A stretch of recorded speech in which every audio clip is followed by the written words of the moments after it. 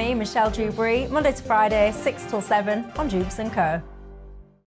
I'm Mark White. As GB News Home and Security Editor, I cover those key issues that are so important to you. Our authorities, our communities doing all they can to combat violent crime. With the public services under unbearable strain, why are we still failing to control our borders? Defence, the first priority of any government, has been continually hollowed out. Can we trust our politicians to protect the armed forces? Join me, Mark White, on GB News. We are GB News, the People's Channel. And right across the United Kingdom. You can find us on Sky Channel 512. Virgin Media Channel 604. Freesat Channel 216. Freeview Channel 236. And YouView Channel 236. You can also take us with you on DAB Plus Radio. With the GB News app and at the website gbnews.uk. We're absolutely everywhere. Come join us on GB News, the People's Channel, Britain's news channel.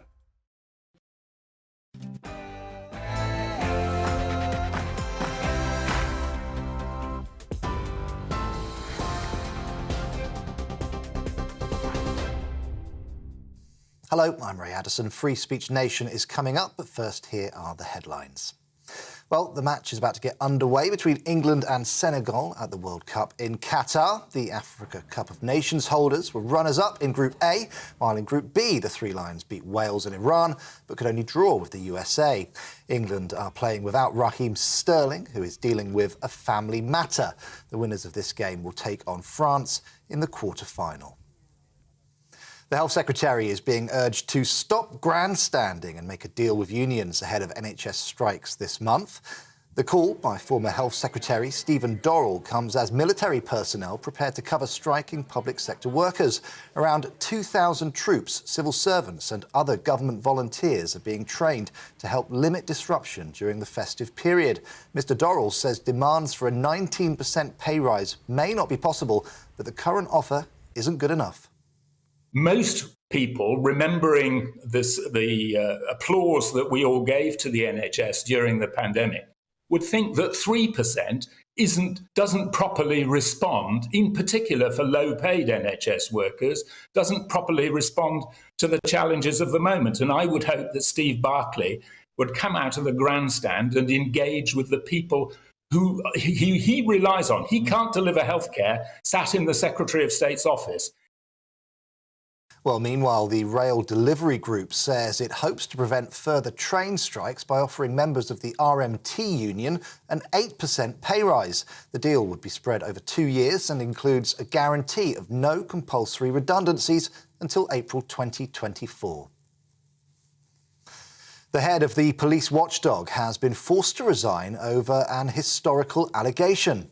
It's now emerged that Michael Lockwood, who has been the Director General of the Independent Office for Police Conduct since 2018, is facing a criminal investigation. The Home Secretary, Suella Braverman, says she told him to quit or face immediate suspension after learning about that probe. When he announced his resignation on Friday, he said it was for personal and domestic reasons. Well, preparations are well and truly underway for King Charles's coronation, which takes place in just 150 days. The St Edward's crown has now been removed from the Tower of London to be resized. Its relocation was kept secret until it was safely delivered. The ceremony on May the 6th is expected to be much smaller than the late Queen's coronation. Around 2,000 guests are expected instead of 8,000. We're on TV, online and on DAB Plus Radio. This is GB News, the People's Channel. Now let's get back to Free Speech Nation.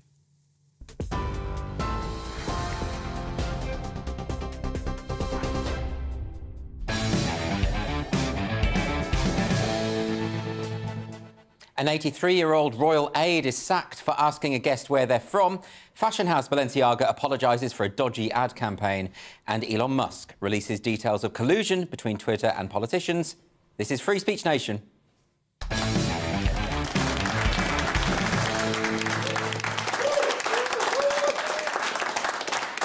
Welcome to the show. So on tonight's show, I'm going to be talking to Professor of Criminology Jo Phoenix, who is suing the Open University after she was harassed and hounded out of her job due to her gender-critical beliefs. I'm also going to be joined by the writer Femi Nylander and the historian Rafe Hadel-Manku, who are going to debate the sacking of Royal Aid Lady Susan Hussey after she asked a visitor about her heritage. And I'm also going to be talking to academic and writer Joanna Williams about the decision by the Wellcome Collection to cancel its own flagship exhibition because they fear it might cause offence. And also later on, we've got the lawyer Michael Phillips, who's going to be in the studio to discuss the claim by the Crown Prosecution Service that it is no longer appropriate to quote certain passages from the Bible in public. But first, let's welcome my panellists for tonight. I've got Lewis Schaefer and Nick Dixon. And isn't it wonderful, Lewis, that we've got an audience here tonight? Because there's some sort of football game going on, right? And apparently it's going on right now, like between 7 and 9 o'clock. I mean, it's deliberate. Why didn't they let me know this was going to be happening? Do you want to know something? Lots of gay people in this country love football. This is the gayest, friendly country, not even before Qatar, that you actually have, what's his name? Elton John. Yeah, you have to struggle for that, didn't you? But whatever. He loves football. He loves Stephen Fry at Norwich. Yeah, I don't know what's happened to the gays. It used to be that we all were unanimous in our condemnation of football, or at least we found it as pointless. Yeah. Do you find it? Can I just say something, Andrew? Yeah. It was the whole point of being gay was you don't have to like football. Right, exactly. You like football, Nick? Sorry, I was just checking the score. Great to be here. This was booked a long time in advance. I love football and I've followed it my whole life, but I've managed to miss almost all of this World Cup because I work so hard, guys. And is tonight's game important? Yeah, because it's the first of the knockout stage following the group. What does that mean? I'm going to have to explain. We're going to be here a long time, guys. Sorry about this. There's a thing called football. Yes. There's a group stage where you have to win. It's the best. Like each team plays 3 matches. They all play each other. Four teams. Then you get through to the knockout stage. So if we win, we're through, and if we lose, we're out. I totally lost interest after the first word. I'll be honest. But thank you for the audience for turning up, because I honestly thought we wouldn't have anyone, but they're all here. You, like me, have nothing to say with football. We're not interested, right? No, they're not interested in football. Why do you talk down to the audience? No, I'm talking up to the audience. I'm saying they are discerning. No, they could love football amazingly, but are doing you, Andrew, a favour. Maybe. It'd be funny if they just realised it was on and all walked out. Yeah, OK, well, we'll find out. They'll probably be checking their phones for the score. It has already started, yes? Yeah, 7. What's the score now? Well, I haven't had a chance to look. OK, fine. That was a prop joke. I wasn't actually looking. We're going to get some questions from our lovely audience, and the first one is from Lyle. Where is Lyle? Are you Lyle? Yeah, here I am. And Andrew, I really love your show. Thank you. So this question is about Balenciaga. Do you think an apology is enough from them? Yeah, so Balenciaga, who big fashion house, and you know they released this controversial set of adverts. Basically, if you didn't see the adverts, I mean, they're pretty incredible. It was toddlers holding teddy bears dressed in bondage gear. There was another advert which had a bag, like a Balenciaga bag on top of court documents about a child pornography case. All of this is very dodgy, and the company's creative directors now apologised, saying it was, quote, the wrong artistic choice. That's an understatement and a half. What do you think, Nick? I mean, what's going on here? It's incredibly sick, and actually, the rabbit hole keeps going deeper. There was the weird court document, wasn't there? Then there was the photographer who seemed to have a bit of a dodgy history, and then of taking very similar photos. And then the parent company called Caring, they produce weird, like, sexual, disgusting mannequins. So basically, as this unravels, we're going to get to that sort of heart of the satanic paedophile elite running everything. This is all. It's going to start with this ad campaign. What you were hoping for. The more you, I'm just being objective. The more you look into it, it'll get to Epstein's Island and on like that. But why, though? Why would a company, a fashion house, think that the connection of childhood and bondage is going to sell clothes? Because they're sickos, and they're just testing what they can get away with, because they're arrogant sickos. Lewis, you're going to be contrarian, I can sense it. No, I agree with him completely. OK.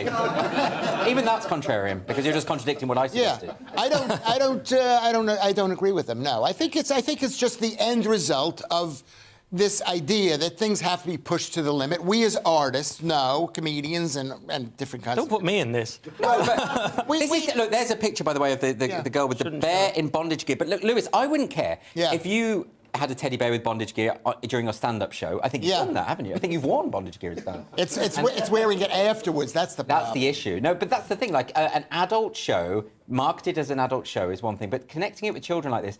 I don't understand what they're thinking, other than to cause a stir. I think what they're thinking is to cause a stir. They're a fashion thing, and fashion is about change. And, you know, the mini skirt was once wild. You know, all these different things that people do every step of the way. I think forgiveness, I don't think it's really a big deal. If they're caught actually, like Nick says, doing something with children as an organization, well, of course, they shouldn't be put out of business. This is not like the miniskirt. This is not testing the boundaries and then we're going to progress to like this being okay. That's not what you're saying, is it? That is what I'm saying. I tried to save you. I was like Alex Jones trying to save Kanye the other night, and you're like, "Oh no, that is what I'm saying." Why are you advocating that, Actually, Lewis? I wasn't even listening to what you were saying. No, exactly. I was thinking probably listen before agreeing with child exploitation on TV. You're going to end up just agreeing with really horrible things because you don't listen. Yeah, what did he just say? Well, look, it doesn't matter. The damage has been done. Your career's been destroyed. I was applying to your own analogy and saying it was horrific. Yeah, it is horrific. I think it's horrific. Anyway, we're going to move. It's not all about me, anyway. I think the concept of it is bad, but were they actually going to do horrible things to children? No, that's not the point. They haven't done that. But the point is that they're still sort of endorsing this sort of imagery, which is very, very dodgy. And more to the point, why are the celebrities not backing out? Kim Kardashian, she says she's standing by them. I wonder if it's to do with the millions of dollars she gets from them. Well, exactly. She said she's waiting to see. She's like, I too was horrified, but I'm waiting to see if they up my offer before. That's basically what it is. I was so horrified, guys. I'm totally with you, but I like the way they've responded to it, and I'm just waiting to see, just gauging like money versus public opinion. She doesn't need these extra millions. I don't understand. What I said about that is either they're doing child porn, in which case you walk away, or they have such poor judgment that they've allowed child exploit, stuff through, and that's just as bad. We're going to move on to a question now from Peter. Where is Peter? Who is Peter? You're Peter. Yes. Hello. Good evening. OK, so was Elon right to kick Kanye off Twitter? Well, we've just alluded to it. So Kanye West, finally, he's now been banned from Twitter. This is for a second time, and this was to do with an appearance on Alex Jones's InfoWars podcast, where he said he admired Hitler and the Nazis. Actually used the phrase, I like Hitler. And then he tweeted a Star of David with a swastika in the centre. And Elon Musk has said that this is overstepping the boundary, that this is now incitement to violence. Lewis, should Kanye West have been banned from Twitter? Well, I am a free speech absolutist. Yes. And every time something like this happens, it really pushes your limits. You think to yourself, no, that's gone a bit too far. Yeah. The fact is, no, he shouldn't be kicked off. I think what Kanye said was the absolute best thing for the Jews.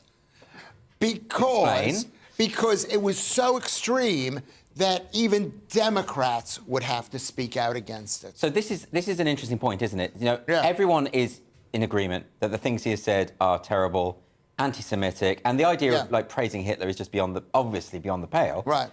Goes without saying. But the fact that he said it, the fact that he's had a platform to do this, means that it's out there. We know what he thinks about this. It's also exposed a lot of other people who are sort of supporting him in doing this. So, censorship isn't really the way to deal with this, is it? No, because he was so extreme in these beliefs that they were exposed as being distasteful for people. Yeah. So that it can't... See, everybody hates the Jews. I hate the Jews.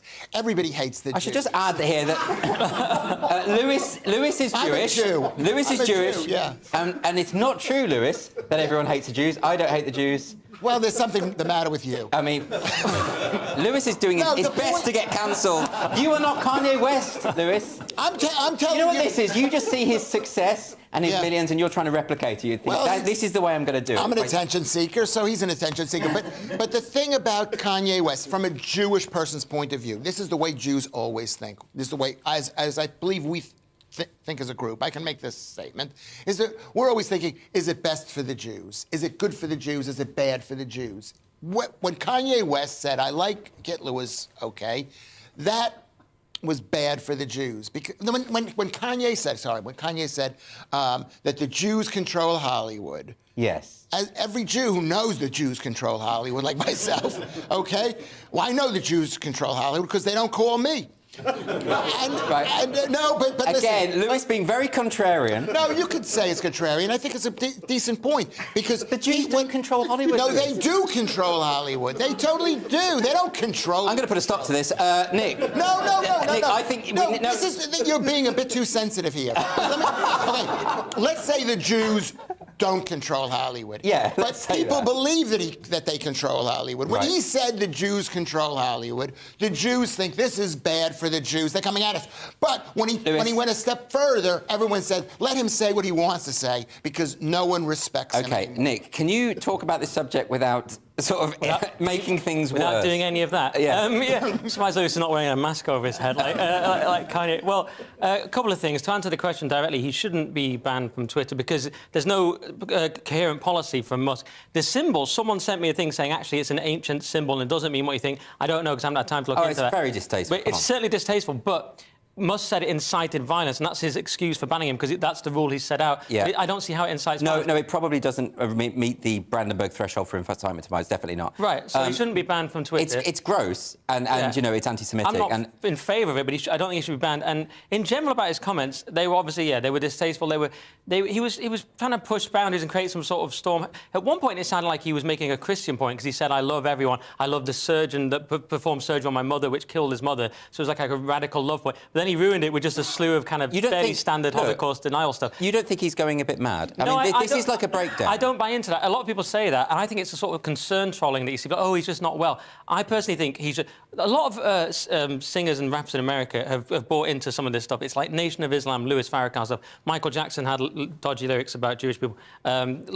Ice Cube has said similar things. No, but there's worse. I mean, Kanye... No, he's pushed it further. But you can tell from his behaviour on that Alex Jones podcast, he starts imitating Benjamin Netanyahu and fishing with a chocolate milkshake. And he's genuinely... I think he's losing his mind. I think there is an exploitative element to this in putting him on air. Maybe. You know? He also supported Balenciaga and their images. He made a point there. I mean, Lewis just supported him tonight, but he was making a point there. Nothing Lewis says we take seriously. Yeah, we know that. This is a general caveat to the show. Look how angry he's getting. I thought his Balenciaga point was bizarre. He was saying that we're all bad, we're all sort of sinners, we watch pornography and stuff, and that's just bad. I don't agree with that. But can I say one last thing? Quickly. This may be controversial, but remember when Diane Abbott praised Mao on BBC One? Now, is it that different? Like, it's mad to praise Hitler, but in terms of pure death toll, Mao is actually worse. BBC One, far more mainstream than InfoWars. Why is that not completely insane? Not a competition, but she's more extreme than Ye. I agree with you. But can I just answer him? Because I think the thing about this guy, Nick Dixon,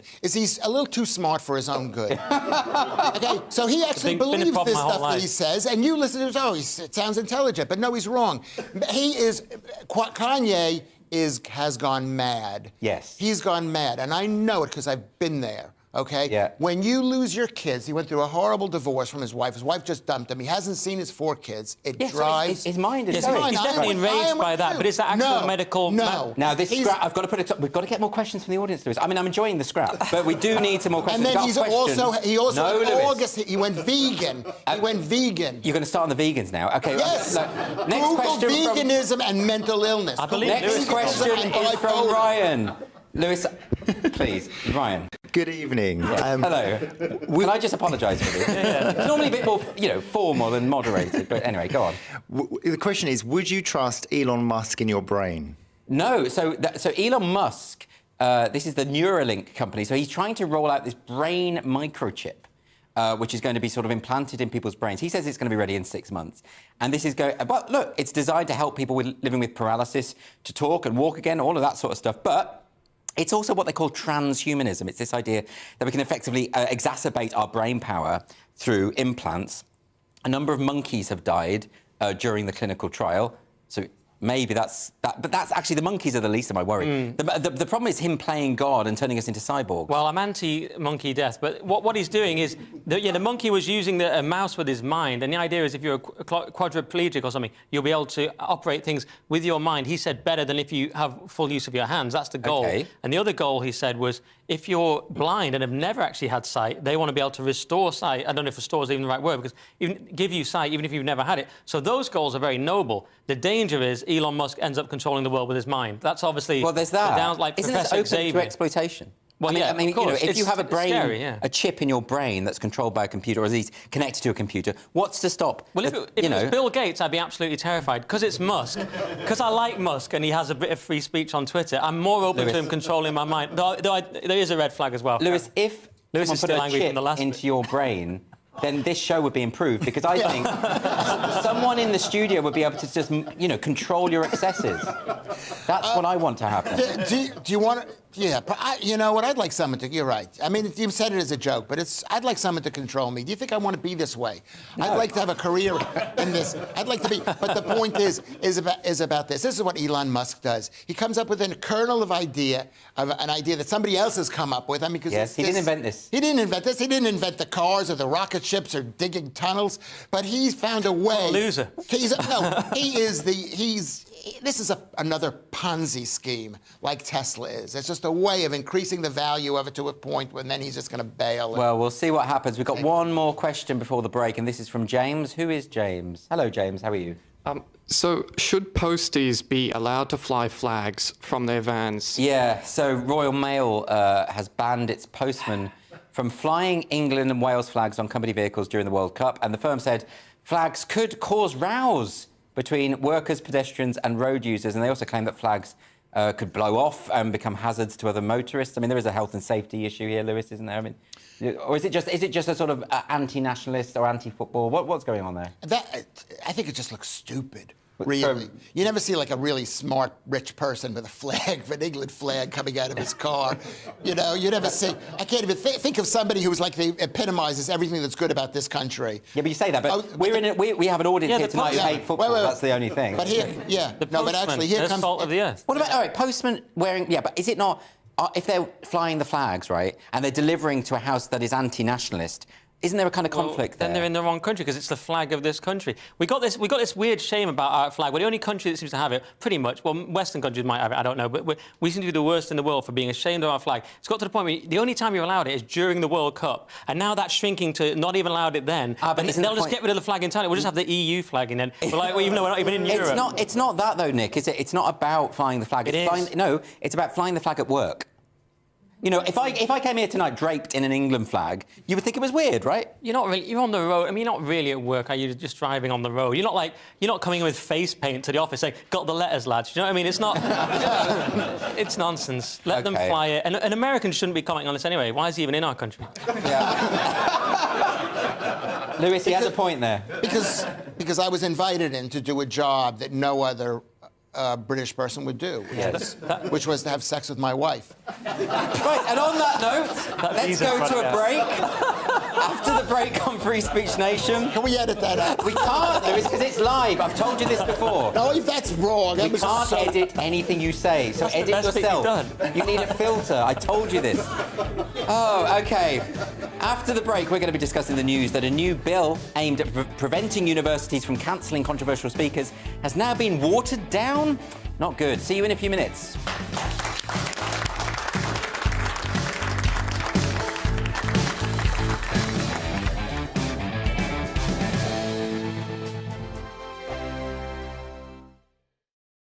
Monday to Thursday, 9 p.m. till 11 p.m. Join me, Dan Wootton. I'll bring you the sharpest takes and hottest debates. Do you not believe in prison? I don't believe in prison. I'm completely stunned. I guarantee you there'll be no spin, no bias, no censorship. I actually was personally quite offended by it.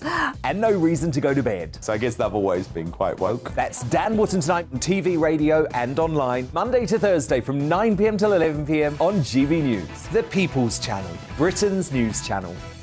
Every morning from 6 o'clock, we'll wake you up with GB News Breakfast with all the stories you didn't know from the night before. So whether it's serious news, entertainment, or your own views from all over our great nation, we're here to kick off your day with a smile. And the national media should be reflecting and reporting what's happening here. You will notice the northwestern accents.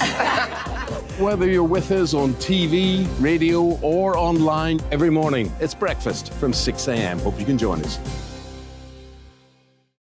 Join me every Sunday at 6 p.m. for Gloria Meets. In exclusive interviews, I'll be finding out who our politicians really are and what they really think. It's something that you would never want anyone to suffer. I didn't know what channels there were. I didn't think I'd be believed. I must have weighed about 7 stone and I'm 5'8". My instincts was to sort of cover this up. I mean, clearly that was a mistake. Join me every Sunday at 6 p.m. on GB News, the People's Channel, Britain's news channel.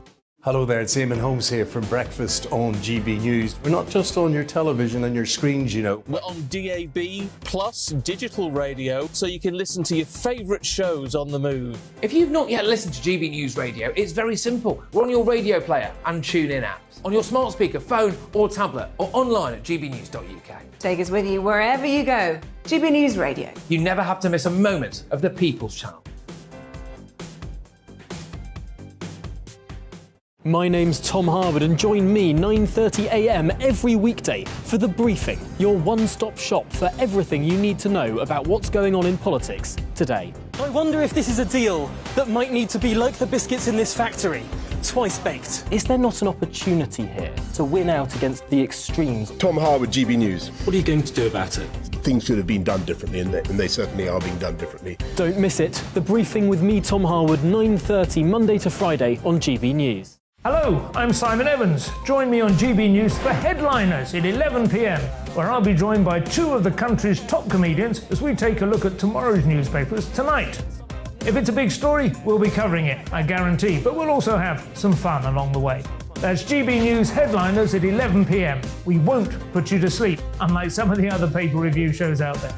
So join us, 11 p.m, 7 nights a week.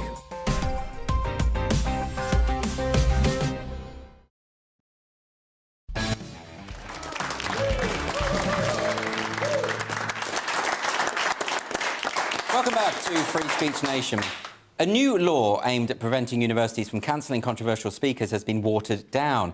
The government has tabled amendments that mean universities will be less likely to face legal action from people who were cancelled. A study from the Office for Students found that nearly 200 speakers or events were rejected by English universities and other higher education providers in 2020 to 2021. So to discuss this, I'm joined by Professor Jo Phoenix, who was driven out of her job at the Open University after she was attacked by trans rights activists. She is now suing the university. Jo Phoenix, welcome to the show. Thank you very much. Hello.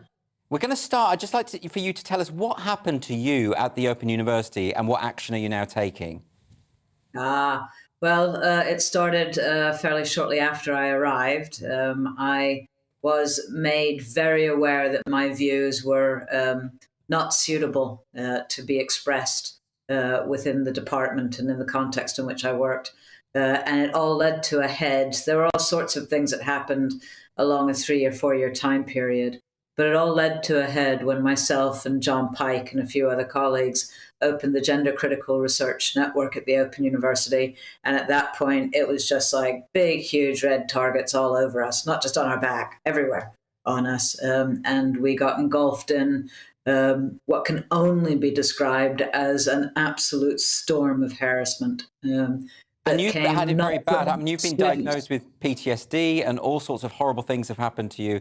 And did the university just not protect you from any of this? No, at the point they didn't. I had submitted a grievance. The grievance, by the time I left in December, so this was like 6 months after I'd submitted the grievance, the university hadn't come to its conclusion, and they couldn't even give me a date by which they would come to a conclusion. So it wasn't that they did nothing. They did nothing. If you follow what I mean, do you know what I mean? It's like I pled with them. Quite frankly, I pled because the thing that there was a whole thing going on within my, within the unit that I worked in. But that public storm that was taking down my name, far and wide and straight across the university. So for me, it was really important for the university to do something about the public letters, the Twitter stuff that was going on from my own colleagues. Can you give me a sense, Jo, of what sort of things were happening to you? I mean, and also what it was that you had said that caused such animosity? Right. What I said that caused animosity was precisely nothing. Quite literally, because I was silenced. That was the whole point. But what I had done, which is something slightly different, was that I had signed the two now infamous letters that Kathleen Stock penned, one to The Guardian, one to The Times. I had spoken for WP UK, and at that point, that group was called a hate group by some of my colleagues. Of course, we know that that group is there to defend women's rights, particularly sex-based rights. And I was cancelled unlawfully at Essex So that was used as proof that I was indeed transphobic. And then I set up a gender critical research network and called it Gender Critical. I see. And that was my crimes, So again, basically. it's one of these many examples of you never having said or done anything transphobic or hateful, but being accused of it nonetheless, and the accusation is taken as the proof. Yeah, absolutely, 100%. Now, of course, I had talked, in the corridors, and people knew that I had a particular view about transgender prisoner placement policy. And that view is bred of, a lifetime of doing work around women and violence. So, there we go. That's what had happened. Now, for me, can we talk about this free speech, freedom of speech bill? And yes, I just please. want to loop it a little bit to what's actually happening to me now. So as you know, as your listeners know, it's out there in the public domain. I've been cancelled not once, but twice, right? Once unlawfully from Essex, they've apologized. And once not just cancelled, but harassed and discriminated against. And I'm now embroiled in an employment tribunal, as we all know. And it's a very, very costly affair for me to take the Open University to an employment tribunal. We have something like nearly 50 questions with lots of sub-questions that the tribunal needs to address itself to. And they're basically like, did all of these facts happen? These things that I claim happen, did they happen? If they did, were they tantamount to harassment? If they weren't harassment or were they tantamount to direct discrimination? And if all of that happened, did this actually create an atmosphere of indirect sex discrimination, given that more women are likely to have gender critical views? And then, was I victimized because the one thing that I didn't mention was the grievance procedure was dropped more or less the week that I resigned from the Open University. So was I victimized because... Would the new government bill intended to defend the right of speakers on campus, had it been inaugurated before all of this, would it have helped you? No. No, it wouldn't have helped me with Essex at all. I mean, it might have. So I was never a fan of this free speech bill, okay? Because to me, what the government did was completely fudge something. They created a compliance complaints procedure by a regulator to try and strengthen the spine of universities, right? But in what planet do we think that a compliance-based regulator can deal with infringements of human rights? Yeah, but now they're watering the bill down. They're saying, unless every possible avenue is exhausted, then no one can take legal action. So this is actually quite serious. I mean, they've implemented a bill, but then they're taking the teeth out of it. Yeah, 100%. So that, now what situation I would be in if it happened now, well, after the bill is passed, if it happened, then I'd have to actually go through that complaints procedure before I could even get to the employment tribunal. But here's the other thing. You have to show your losses at the complaints compliance process rather than in a court. And I know from the experience that I've had that trying to establish that, you actually need judges to hear this stuff because the law is both clear, but it also must be implemented. And the compliance complaints procedure of the Office for Students hasn't got that expertise. It won't be able to do this. So in my mind, the bill was always problematic, but taking the ability for us to go to court away from us has just made it horrendous. I mean, I'm not glad I was harassed, but I'm glad I was harassed when I was and not next year. And of course, it's so important that people like yourself and Kathleen Stock are drawing attention to what is actually happening because it's endemic, isn't it? I mean, that's the problem. It's everywhere.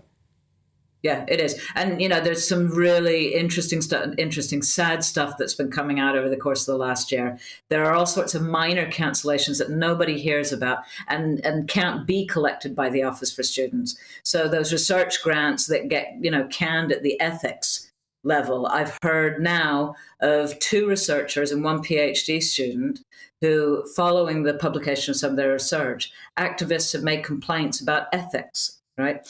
Now that's going to drag the academics down. And all it does, and when I say drag it down, you get, the punishment is the process, the process is the punishment. And then all you end up with in the end of this is academics going, oh, this is way too dodgy. I'm not even going to speak about it because I don't want to become a controversial speaker and appear on somebody else's risk all the time.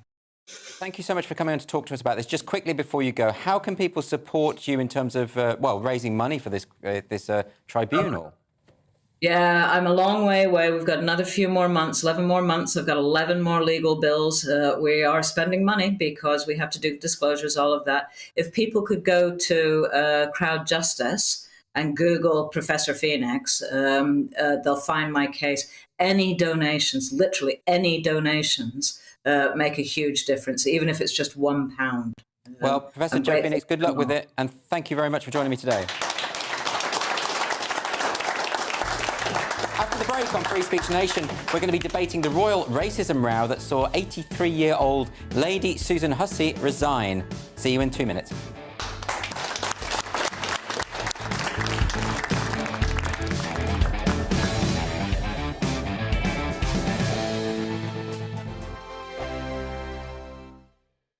We are GB News, and we'd like to say thank you to each and every one of you for bringing us your conversations, for helping our great nation find its voice. We are here for you on radio, television, and online, across England, Scotland, Wales, and Northern Ireland. It's not the BBC, you actually get your facts right. We are proud to be GB News, the People's Channel, Britain's news channel.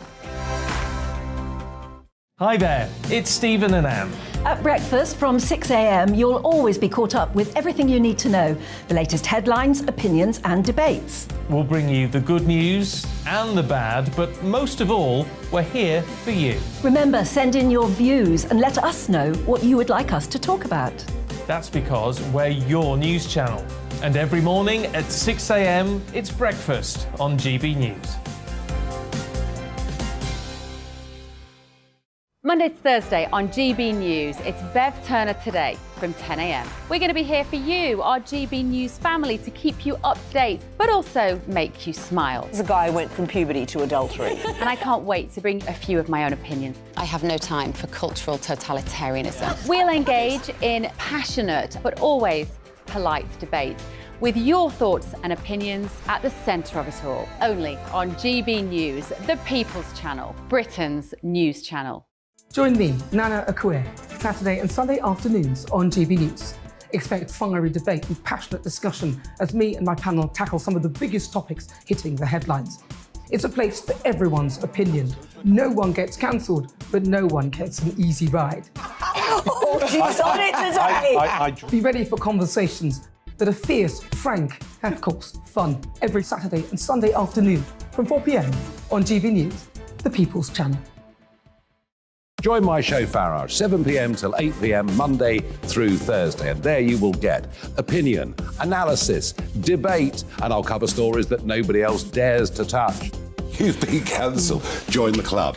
Oh my goodness me! And then for the last 15 minutes, talking pints. We're over a drink. We have a civilised conversation with someone. We very often disagree, but we do it in a grown-up way. Come and join me on Farage. We are GB News, the People's Channel. And right across the United Kingdom. You can find us on Sky Channel 512, Virgin Media Channel 604, Freesat Channel 216. Freeview Channel 236. And YouView Channel 236. You can also take us with you on DAB Plus Radio. With the GB News app and at the website gbnews.uk. We're absolutely everywhere. Come join us on GB News, the People's Channel, Britain's news channel.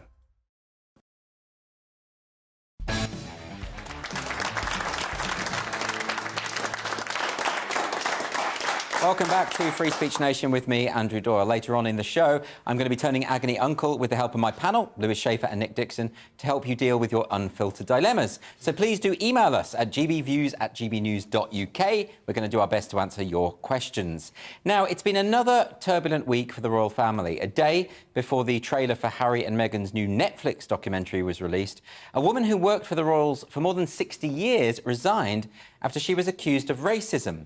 Lady Susan Hussey, who was lady-in-waiting for the late Queen, quit after making comments to Ngozi Fulani, who founded a domestic abuse charity for women and girls of African and Caribbean heritage. Lady Hussey, who is 83 years old, has apologised. A spokesman for her godson, Prince William, said, "Racism has no place in our society." To discuss this, I'm joined now by the actor and writer Femi Nylander and the historian Rafe Hadelman-Koo. Welcome both. Femi, I want to come to you first. Obviously, the statement, racism has no place in our society, we will all agree with. But was Lady Hussey being racist?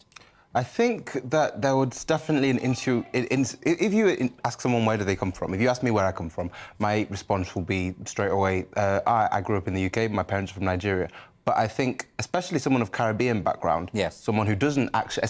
Asking someone of Caribbean background, which part of Africa are you from? When the history of the reason she doesn't know which part of Africa she's from is the specific history of this country going to Africa, taking her to the Caribbean, and removing that part of her heritage from her and not being happy with the response she gives when she says, oh, I'm from Brixton, oh, I'm a British citizen. It's the insistence. It's not accepting the answer and insisting that you give the response that she wants that is more sinister. I saw that transcript, and yes, it was asked again and again and again. So you feel that if it was just one question, where are you from, that would have been... Of course, that's fine. If you ask me where I'm from, that's fine. And even if you ask me where are your parents from, I can say to you, actually, I feel like I'm British, I don't need to tell you. Or I can tell you my parents from Nigeria. Neither of those questions is inherently racist, and nothing's rude about that. But England is supposed to be a country where politeness is and social cues are understood. Yes. And if someone gives you an answer and you continue to kind of badger them for them to tell you, no, where are your people from? What's your ethnicity? And then eventually you're like, it's going to be difficult to get you to say what I want you to say. That's what she said. And that was the implication you feel? I think that's what she said. She expressly said, I can tell it's going to be difficult to get you to say where you're from. Rafe, I want to bring you in on that point. So the fact that she said that, I can tell this is going to be difficult, as Femi points out, persistent questioning. Do you appreciate that could be reasonably interpreted as a racist approach? If you want to put a bad faith intention onto somebody who has basically served in the royal family for 60 years without ever having had an accusation of racism, and I think it is quite telling, actually, that the first time this accusation has arisen is from somebody who we know full well regards the monarchy as being institutionally racist, who believes that Meghan's in-laws, the royal family, have committed domestic violence against her. So this is a lady who's drenched already in the politics of race and defence. And so in that context, I can see why she would deliberately choose, or why her own biases would lead her to misinterpret a perfectly innocuous statement made by an elderly person. I've been asked hundreds of times by old people, where are you from? I've never turned around and said, I'm from West London, you bigot. I've just automatically understood that people are naturally curious. The role of a lady-in-waiting, a lady of the household, is actually to obtain background information on people who are there. So when a member of the royal family attends, they can then introduce them with that information. Now, this lady, Marlene Headley is her birth name. She has chosen to identify as African. She has engaged in, I would say, some degree of cultural appropriation by taking a name that wasn't hers from a culture which she doesn't know where she comes from. And this is an occasion where you actually are allowed to wear national dress. So if you arrive in African dress, wearing a name that's from Africa, it's obvious to most people that you are very proud of that heritage, and that would naturally be something, given the royal family's connections to Africa, something a lady-in-waiting would want to know about. Can I put that to Femi? So, Femi, do you accept that, apparently she was wearing a traditional African dress, and, of course, as Rafe points out, she has a very clear interest in her heritage, and that if the lady-in-waiting's job is to find information for the royals, is that not a fair thing to be a bit more persistent in the questioning? There's persistence, and then there's, if I were to ask you now, where are you from? I mean, I'm looking at you and you don't look like all of your heritage is necessarily Anglo-Saxon. I could ask you where you're from. You could say, I'm from the UK. You probably would say. You just said, where did you say? West London. West London. OK, I'm not happy with that. Please tell me where your parents are from. Please tell me where your ancestors are from. Sure, no problem. Great, you can say. But this is a lady who's happy to discuss Africa at the drop of the hat normally, and the one occasion when she's become a little most bashful has been in this one scenario. Well, we don't know. And one has to actually wonder why somebody who actually regards the royal family as being racist and who runs a domestic abuse charity and has accused the royal family of domestic violence for that. Why would they actually? Why would she go to Buckingham Palace if she regards this place as so inherently? I mean, there's plenty of receipts. I mean, it's not a stretch of the imagination. I mean, Prince Philip went to Papua New Guinea and asked people, "You're happy to have not been eaten? You've not been eaten yet?" He asked a load of students. He went to China and he said, "If you stay here too long, you'll go back with slitty eyes." He went to Australia and asked people, Aboriginal people, are they still throwing spears around. The Queen's mother, her official diarist... what does that have to do with Lady Hussey? No, you said the royal family and the idea of racism in the royal family. The Queen's mother was known to have gone to Africa. Her official diarist, Sir Roy Stone, said that when he had to hide bits of what she said because they were too controversial. She went to Africa, she said... People of Papua New Guinea venerated Prince Philip as a god. It was King George III actually wrote an essay condemning slavery. Do you think that an institution which goes around the world and gets indigenous people to venerate them as a god... If you both speak at the same time, we won't hear. Femi, can I just ask you very quickly, is it the case, though, that there is a generational aspect here? You've mentioned some examples of, say, Prince Philip and the Queen Mother, and now Lady Hussey. Of course. The common feature here is that they're older people. Precisely, but I don't buy this argument of the old racist grandma gets off because she's old. I think they come from a period when Britain actively had an empire and where racism was more prominent. So if someone comes from a time where racism is more prominent, that doesn't mean that they can't educate themselves as times move on, as times change. Right. And what do you make of it? I mean, how can you call this lady racist? I mean, people are acting as if she's just written the foreword to a new edition of Mein Kampf or something, you know, or that she's the warm-up act for Kanye West. This is a lady who is simply trying to do her job, and I just think it's very interesting that after 60 years, the only person who has called racism here is somebody who regards the royal family as institutionally racist. There's a clear agenda here, and it happens in the very week, at the very moment that the Prince and Princess of Wales are in America, in the very week that we have a Netflix trailer for Harry and Meghan. It's all very convenient and very neat. But do you think the royal family shouldn't have put pressure on her to resign then? I think, well, I can understand why they did that, because, of course, the political implications were huge. This overshadowed much of the trip to Boston of the Prince and Princess of Wales. Yes. I think it was the wrong decision, but I can fully understand why it was taken. Do you ever worry, though, Femi, that, you know, sometimes with these sort of cancellations and when people feel obliged to resign or pushed to resign, that there's a lack of forgiveness, you know, that people do make mistakes, people do misspeak, and that there should be a bit more tolerance for that? I mean, I'm pretty sure that Ngozi herself said that she didn't feel that that Lady Hussey needed to resign. So no one asked her to resign. So the royal this has come from the royals. This has come from the royal family, but this has come from the royal family, as has just been said, for a reason, because it's within a wider context of a load of other stuff coming out about the royal family. A member of the royal family basically leaving the royal family and saying that a large part of the reason he's leaving is because his wife was suffering racism at the hands of... And we can all deny that and say it didn't happen, but, I mean, if Prince Harry is saying that a member of the central royal family is expressing concerns over the skin colour of his daughter, then that provides an environment in which, when another thing pops up, someone feels like they might have to... Right, we do have to go to a break, but very quickly, final thought to you on this. Meghan's no Rosa Parks. She's more Jessie Smollett than anything else, I would say. OK, well, on that note, we're going to have to go to a break, and we're going to be discussing later the museum that has closed its flagship exhibition over claims that it was racist, sexist and ableist. Don't go away.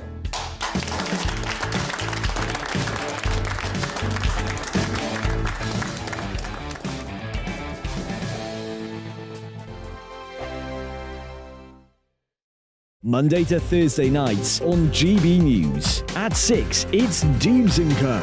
7 o'clock, Farage. At 8, join Mark Stein. And at 9, Dan Wootton Tonight, followed by Headliners. On TV, radio and online. This is GB News.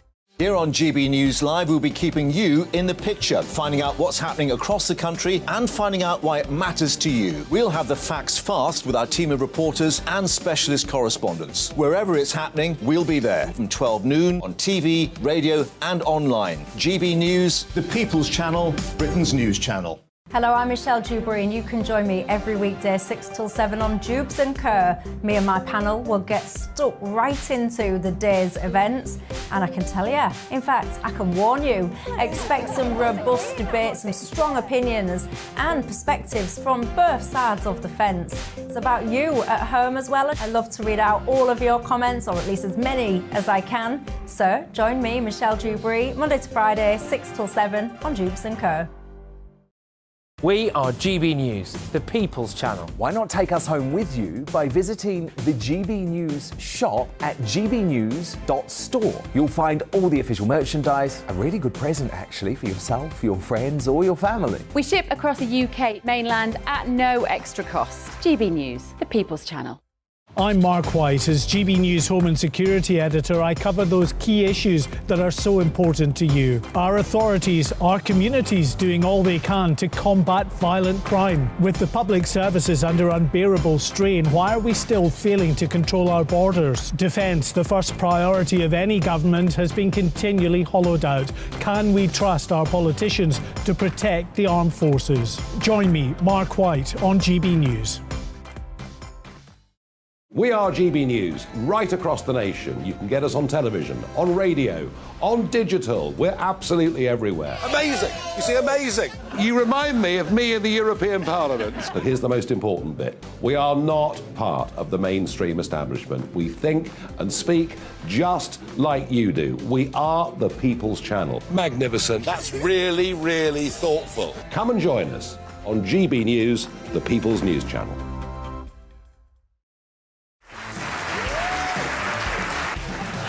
My name is Andrew Doyle. Join me every Sunday evening at 7 p.m. for Free Speech Nation. This is a show where we address current affairs and news stories of the week with the help of two wonderful comedian panellists. I brought in comics because I want to give it a lighter edge, and also they work for less. See you there.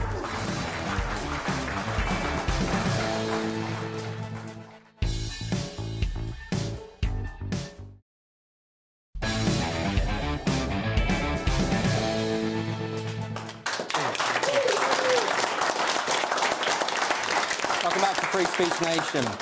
A museum has closed its flagship exhibition after bosses decided it was racist, sexist and ableist. The Medicine Man exhibition at the Wellcome Trust in London was opened in 2007 and showed off items collected by the pharmaceutical entrepreneur Sir Henry Wellcome. But a display that included items such as Napoleon's toothbrush and Florence Nightingale's slippers has now been shut.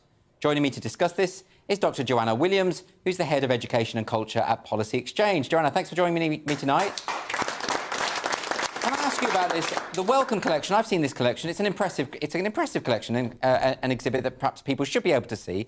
Isn't it strange? I mean, we've heard of cancellations in the past, but isn't it odd for a museum to cancel itself? Yeah, absolutely. And anybody who followed the Twitter prelude to the cancellation will know that they kicked off the announcement that they were going to close down the exhibition by saying, we've been asking ourselves, what's the point?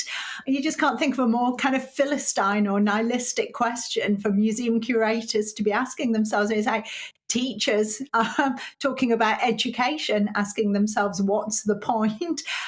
You think if you haven't got an instinct that you think the past is worth preserving, that there's something interesting that you think might inspire or fascinate people who come to see the exhibition, then, you know, that's what you're left with, asking yourself, what's the point? But I think it just really shows their complete ignorance and a real kind of dangerous level of philistinism for the future of humanity, really. It's not in safe hands with the likes of them. Why is it always the case that it seems to be these custodians of knowledge and tradition and history that are the first to sort of decry it? I mean, you'd think they'd go into another profession, right? Yeah, absolutely. I mean, I think there's a couple of things that lie behind it. One that strikes me is actually not just contempt. Well, the first is contempt for the past. They judge the past by the standards of today, and they find it's wanting. I mean, funnily enough, people weren't as woke in the past as they are now. And the museum curators, they can't cope with that fact, and so they close it down. But I think the other side of that coin is that there's complete contempt for people in the present day, for the people who might be going to museums. And I think there's the kind of cancellation, the self-cancellation, if you like, is driven by this real fear that members of the public might go and see this exhibition and actually draw their own conclusions, and in so doing draw the wrong conclusions. I mean, I think we've all got used to going around museums and art galleries nowadays and seeing kind of acres and acres of text that you're expected to plough your way through, of these kind of explanations that tell us everything that's bad and wrong and racist and sexist and ableist and all the rest of it about what we're about to see. And I think they just kind of worry that if the general public are let loose on looking at Florence Nightingale's slippers or these exhibits from the past, that we're going to come away with the wrong conclusions and become kind of racist and sexist people. So it's basically two issues here. I mean, for one thing, they seem to think that they seem to have an issue with things from the past, which is odd for people who are running a museum. That, you know, some of the artefacts will be old, but as you say, there's this paternalistic idea that the public they come along and they will be sort of suddenly radicalised into extreme 19th century racism if they see a toothbrush. I mean, is that what they're saying? It seems to me that that's the only conclusion you can draw from this, that there is contempt for the public. And like I say, they've tried to contextualise things. And I think if this was just the Wellcome Trust, you know, we'd perhaps shrug our shoulders and say, well, this is perhaps just a one-off. But the fact is we're seeing this in museums up and down the country, not just museums as well, but statues in the public square, in art galleries, in theatres, and everywhere where there's something that comes from the past, there's this kind of real problematizing of it. And like I said, there's it is just this inability to be able to say, well, they did things differently in the past, and it's still interesting, and there's still stuff we can learn from it today. And it's not just museum curators, it's also librarians. You know, we've had the Working Colonising Group at the British Library castigating itself for all these texts by people who have tenuous connections to the slave trade, even saying that the shape of the main building is problematic because it resembles a battleship and therefore is militaristic. Can we not do anything about this kind of thing? I mean, this strikes me as very infantile. It strikes me that these people shouldn't be in these jobs. Is there no way to sort of, I don't want to use the word, but yeah, I will, purge the museums and libraries of these ideologues? Well, you would hope so. I mean, unfortunately, these are the people who are in charge of our cultural institutions nowadays. I mean, I've termed them vandals in the article I wrote about this on Spiked. They are cultural vandals, and they shouldn't be let within a mile of a museum, as far as I'm concerned, because they show absolutely no respect for the exhibits. I mean, the opposite. They show utter disdain for the exhibits and the books, the artifacts that they're expected to be preserving. You know, I would love to completely have an overhaul, a purge, as you say, and put people in charge who actually do have a modicum of respect for the exhibits they're supposed to be displaying. But I think this is so tragic for humanity. It's all of our loss that this is taking place, because we could learn from these exhibits. I don't think people do look at objects in the past and come away thinking racist thoughts. You know, we're not that stupid. People are far more intelligent than curators give us credit for.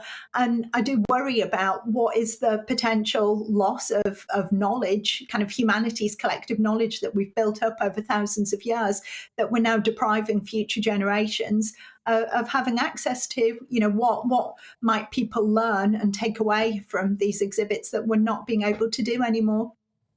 Yeah, it does sound very much like it's a hopeless situation, but with any luck, things will begin to change. Joanna Williams, thank you so much for joining me tonight on Free Speech Nation. And there's lots more to come between now and 9 o'clock. By the way, you should check out Joanna Williams' book, How Woke Won. It will give you a fascinating background into how all of this started. But in a few minutes, I'm going to be giving my view on Elon Musk's decision to leak private documents from Twitter, which apparently show collusion between politicians and the social media giant. And I will also be speaking later on to a lawyer who is here to discuss free speech issues in the UK. So we'll see you straight after this break.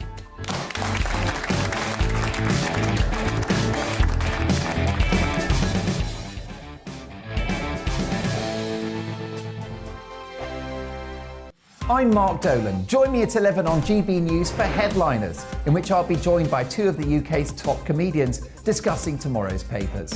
If it's an important story, we'll cover it, but we'll have some fun along the way. Headliners, the late-night paper review that won't send you to sleep like the others will. 7 nights a week at 11 p.m. on GB News.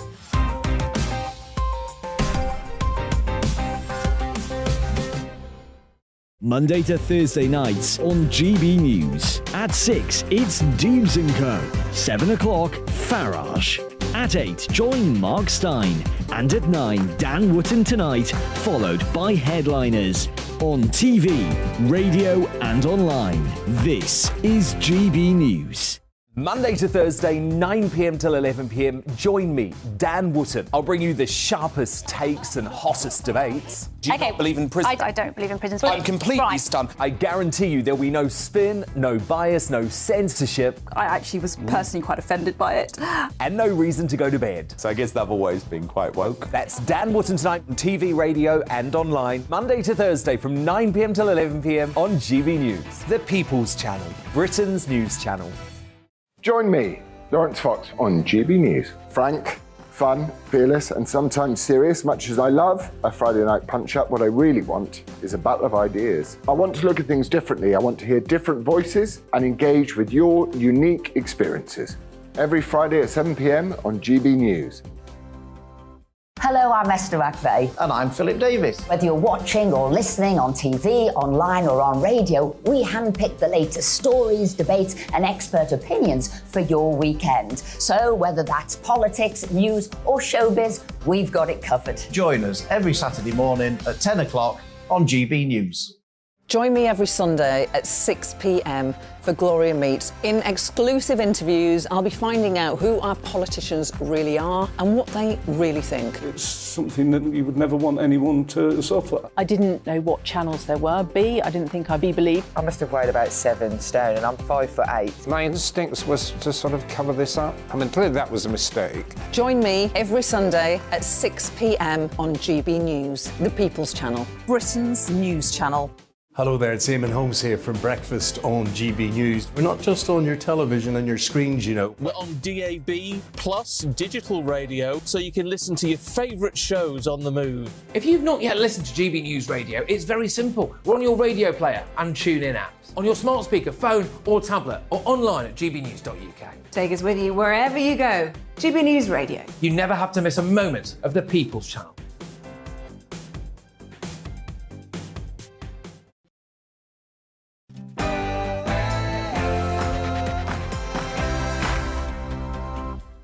Welcome back to Free Speech Nation with me, Andrew Doyle. Plenty more still to come before 9 o'clock, but let's get a news update first from Ray Addison.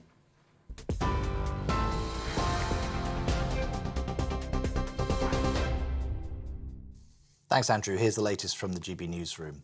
England is currently beating Senegal 2-0 in their World Cup knockout game in Qatar.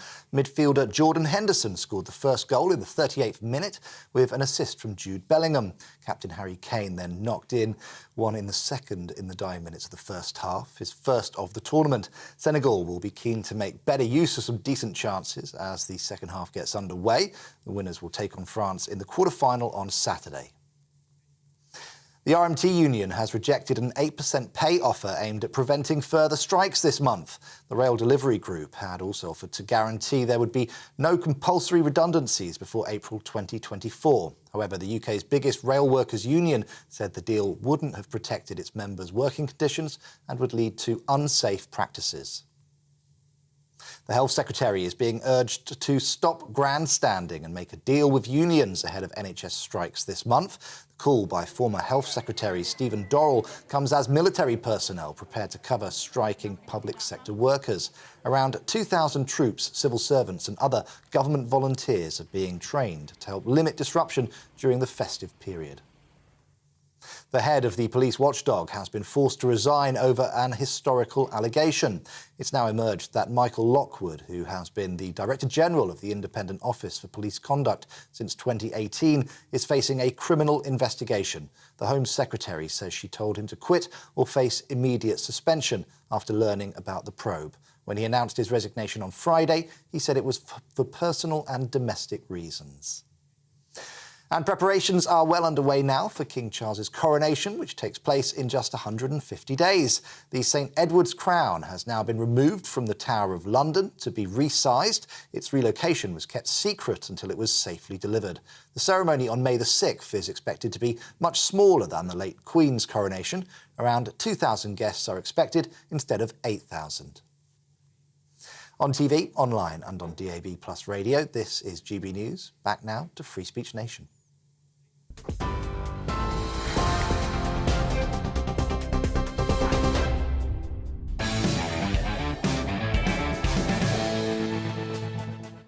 One of the biggest news stories of the year has gone unreported in most major media outlets.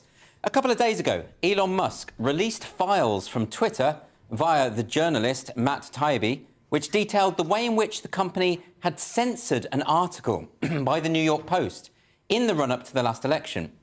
Hunter Biden's laptop had been left at a computer shop and its owner had never returned to collect it. The contents were leaked to the New York Post, and it contained materials which suggested that Joe Biden may have been involved in his son Hunter's various dealings with foreign businessmen. This was potentially catastrophic, of course, for Joe Biden's presidential campaign. And what did Twitter do?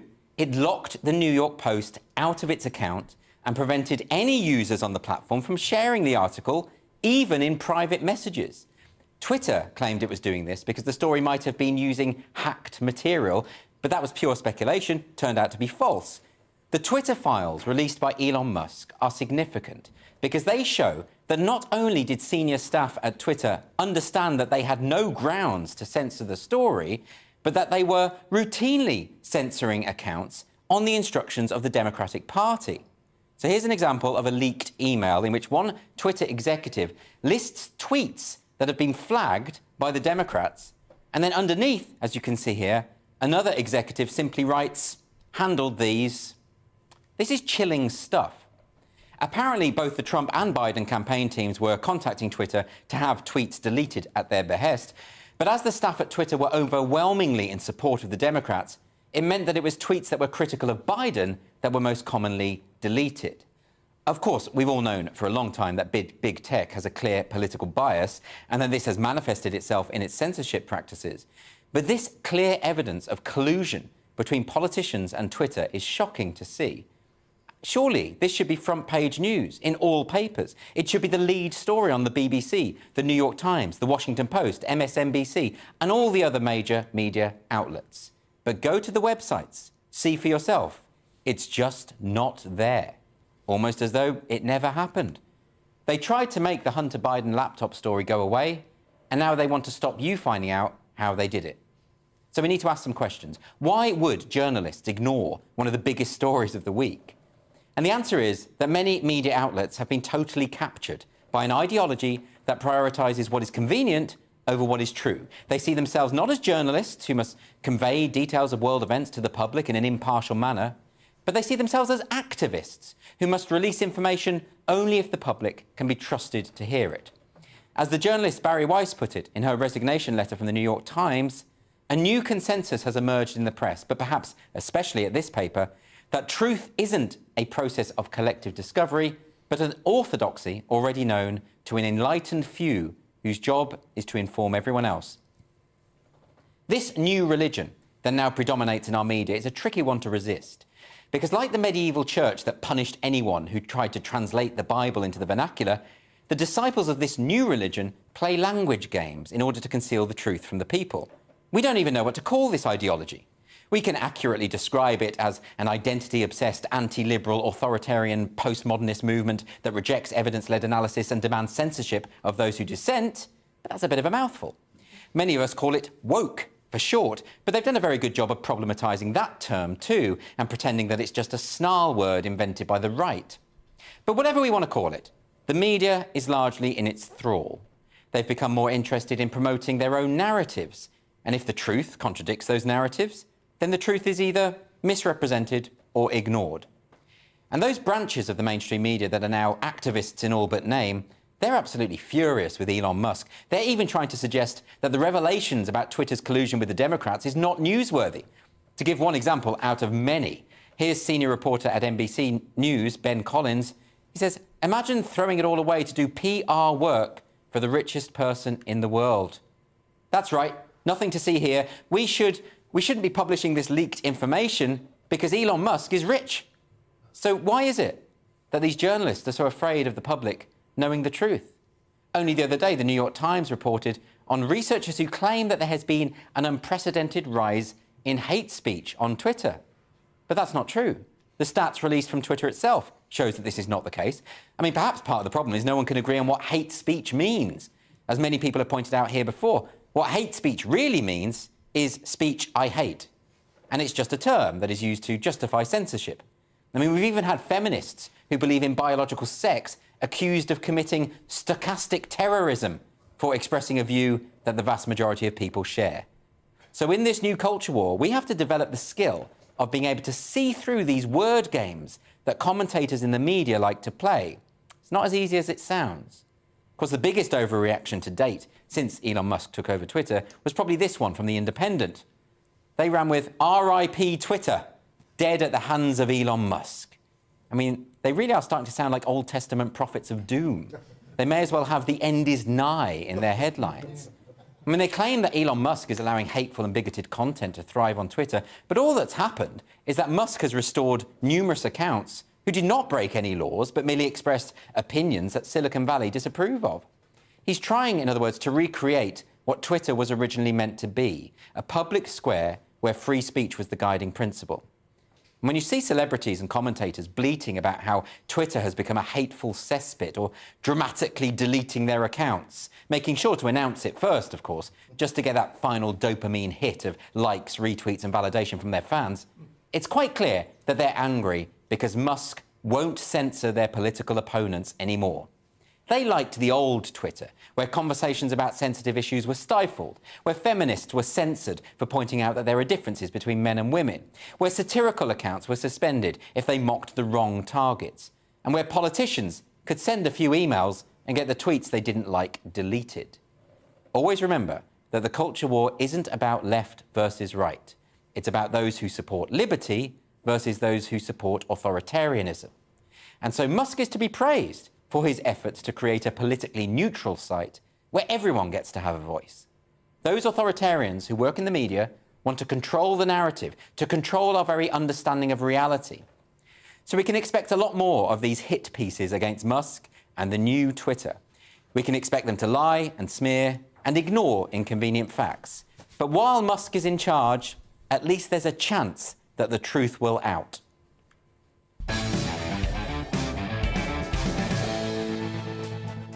And after the break on Free Speech Nation, we're going to be discussing whether the BBC should be producing lighter content to appeal to working class people. See you in 3 minutes.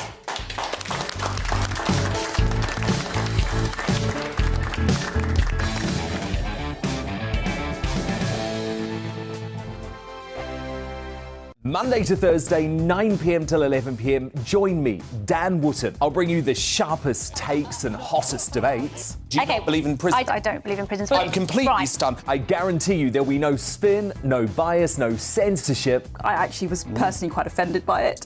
And no reason to go to bed. So I guess they've always been quite woke. That's Dan Wootton tonight on TV, radio and online. Monday to Thursday from 9 p.m. till 11 p.m. on GB News. The People's Channel, Britain's news channel. Every morning from 6 o'clock, we'll wake you up with GB News Breakfast with all the stories you didn't know from the night before. So whether it's serious news, entertainment, or your own views from all over our great nation, we're here to kick off your day with a smile. And the national media should be reflecting and reporting what's happening here. You will notice the northwestern accents. Whether you're with us on TV, radio or online, every morning, it's breakfast from 6 a.m. Hope you can join us. Join me every Sunday at 6 p.m. for Gloria Meets. In exclusive interviews, I'll be finding out who our politicians really are and what they really think. It's something that you would never want anyone to suffer. I didn't know what channels there were. B, I didn't think I'd be believed. I must have weighed about 7 stone and I'm 5'8". My instincts was to sort of cover this up. I mean, clearly that was a mistake. Join me every Sunday at 6 p.m. on GB News, the People's Channel, Britain's news channel. Hello there, it's Eamon Holmes here from Breakfast on GB News. We're not just on your television and your screens, you know. We're on DAB plus digital radio, so you can listen to your favourite shows on the move. If you've not yet listened to GB News Radio, it's very simple. We're on your radio player and TuneIn apps, on your smart speaker, phone or tablet, or online at gbnews.uk. Take us with you wherever you go. GB News Radio. You never have to miss a moment of the People's Channel.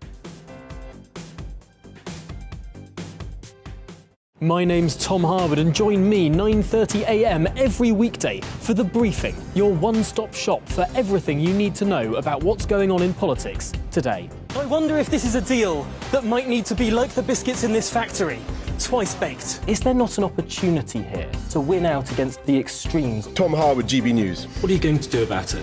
Things should have been done differently, and they certainly are being done differently. Don't miss it. The Briefing with me, Tom Harwood, 9:30 Monday to Friday on GB News. Hello, I'm Simon Evans. Join me on GB News for Headliners at 11 p.m, where I'll be joined by two of the country's top comedians as we take a look at tomorrow's newspapers tonight. If it's a big story, we'll be covering it, I guarantee, but we'll also have some fun along the way. That's GB News Headliners at 11 p.m. We won't put you to sleep, unlike some of the other paper review shows out there. So join us, 11 p.m, 7 nights a week.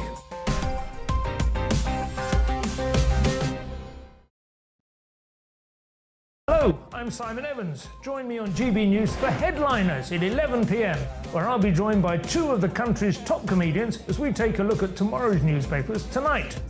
If it's a big story, we'll be covering it, I guarantee, but we'll also have some fun along the way. That's GB News Headliners at 11 p.m. We won't put you to sleep, unlike some of the other paper review shows out there. So join us, 11 p.m, 7 nights a week.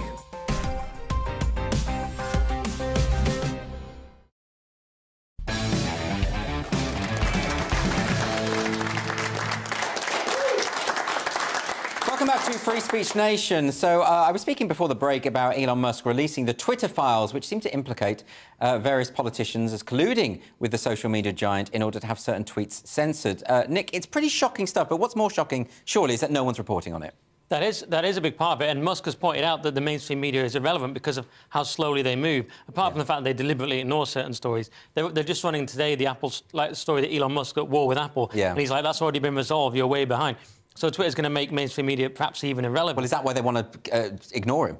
Because he's a threat. He's a massive threat. And it's funny that Matt Taibbi was being accused of doing PR for the richest man in the world, and he hit back, well, you've all been doing PR for the FBI and all these, the richest authorities and so on. So, but the one that disturbed me most was Kayleigh McEnany, however you say her name. She was the press secretary of the White House at the time, and she retweeted the New York Post, and they said, oh, we're going to take this down, we're going to call it hacked materials. Completely made up, and they were all scrambling in the emails looking for a reason. They look for a reason to cancel it, and they find one. They say, oh, it's safety something, it's hacked materials. They want to censor it, and they find the justification. But now we know from these leaked emails that they knew at the time they had no justification. They knew at the time, and then it gets to some of the higher-up people, and they're going, bit of a problem, this, guys. And even someone from the Democrats messaged them and said, isn't there a speech issue here? And they didn't even really know what she meant, because they're so indoctrinated, this Vijay Gadde person who's just like, she's like, oh no, it's under our terms and conditions. It's like, no, I'm talking about free speech in America. Why, Lewis, I mean, you're an American, you should be able to explain to me, why are so many Americans afraid of free speech? Haven't you got a First Amendment or something?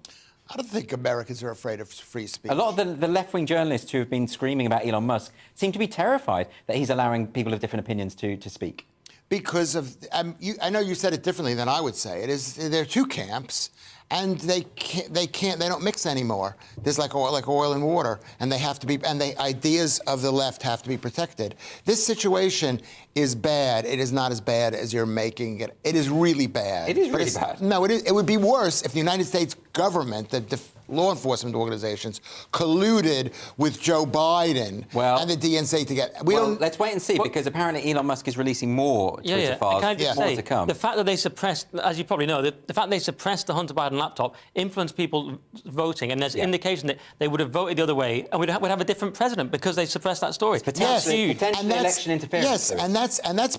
Well, it's not election interference unless it's a private organization working with the DNC. Yeah, and that's to suppress stories that might be unfavourable to a certain candidate in the presidency. I'm against that. I think that's horrific, but at the same time, it's not illegal, and it's basically we've all been red-pilled. No. Elon Musk has pointed out that it's not illegal for them to censor whatever they want. He's pointing out that the collusion actually is. Yeah, that it is. The collusion will be potentially illegal. Anyway, we've got to move on to get some questions from the audience. We've got a question here from Guy.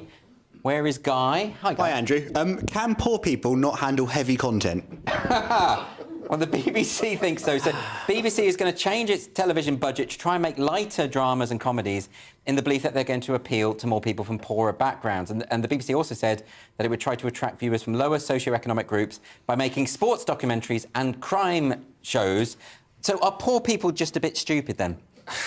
It's so offensive, isn't it? Because if you go back to the grammar schools, which were cruelly taken away from us, people like my dad was from a very poor background, but he was able to go to a grammar school. And if you look at historically, people from grammar schools did better than people at the posh paying schools. So this idea that poor people or people with less money are just thick, it's completely wrong. It's the BBC being patronising because they don't appeal to large parts of the country because they despise them and all their views. Yeah, this is a problem, isn't it, Lewis? I mean, the BBC is basically looking down on poor people, saying, well, we need to cater to them because they're the plebs, you know, they can't handle any sophisticated ideas. No, yes, but BBC, and as I've said before on this platform, is the greatest source of evil in this country.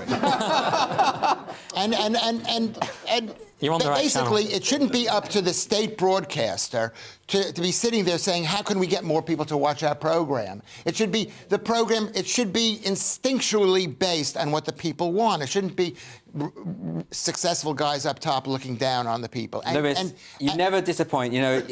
When it comes to hyperbole, you're always there. So It's not hyperbole. What's to say that they're the biggest source of evil? Well, maybe the royal family is for bigger. goodness sake. Let's move on now to another question from Cameron.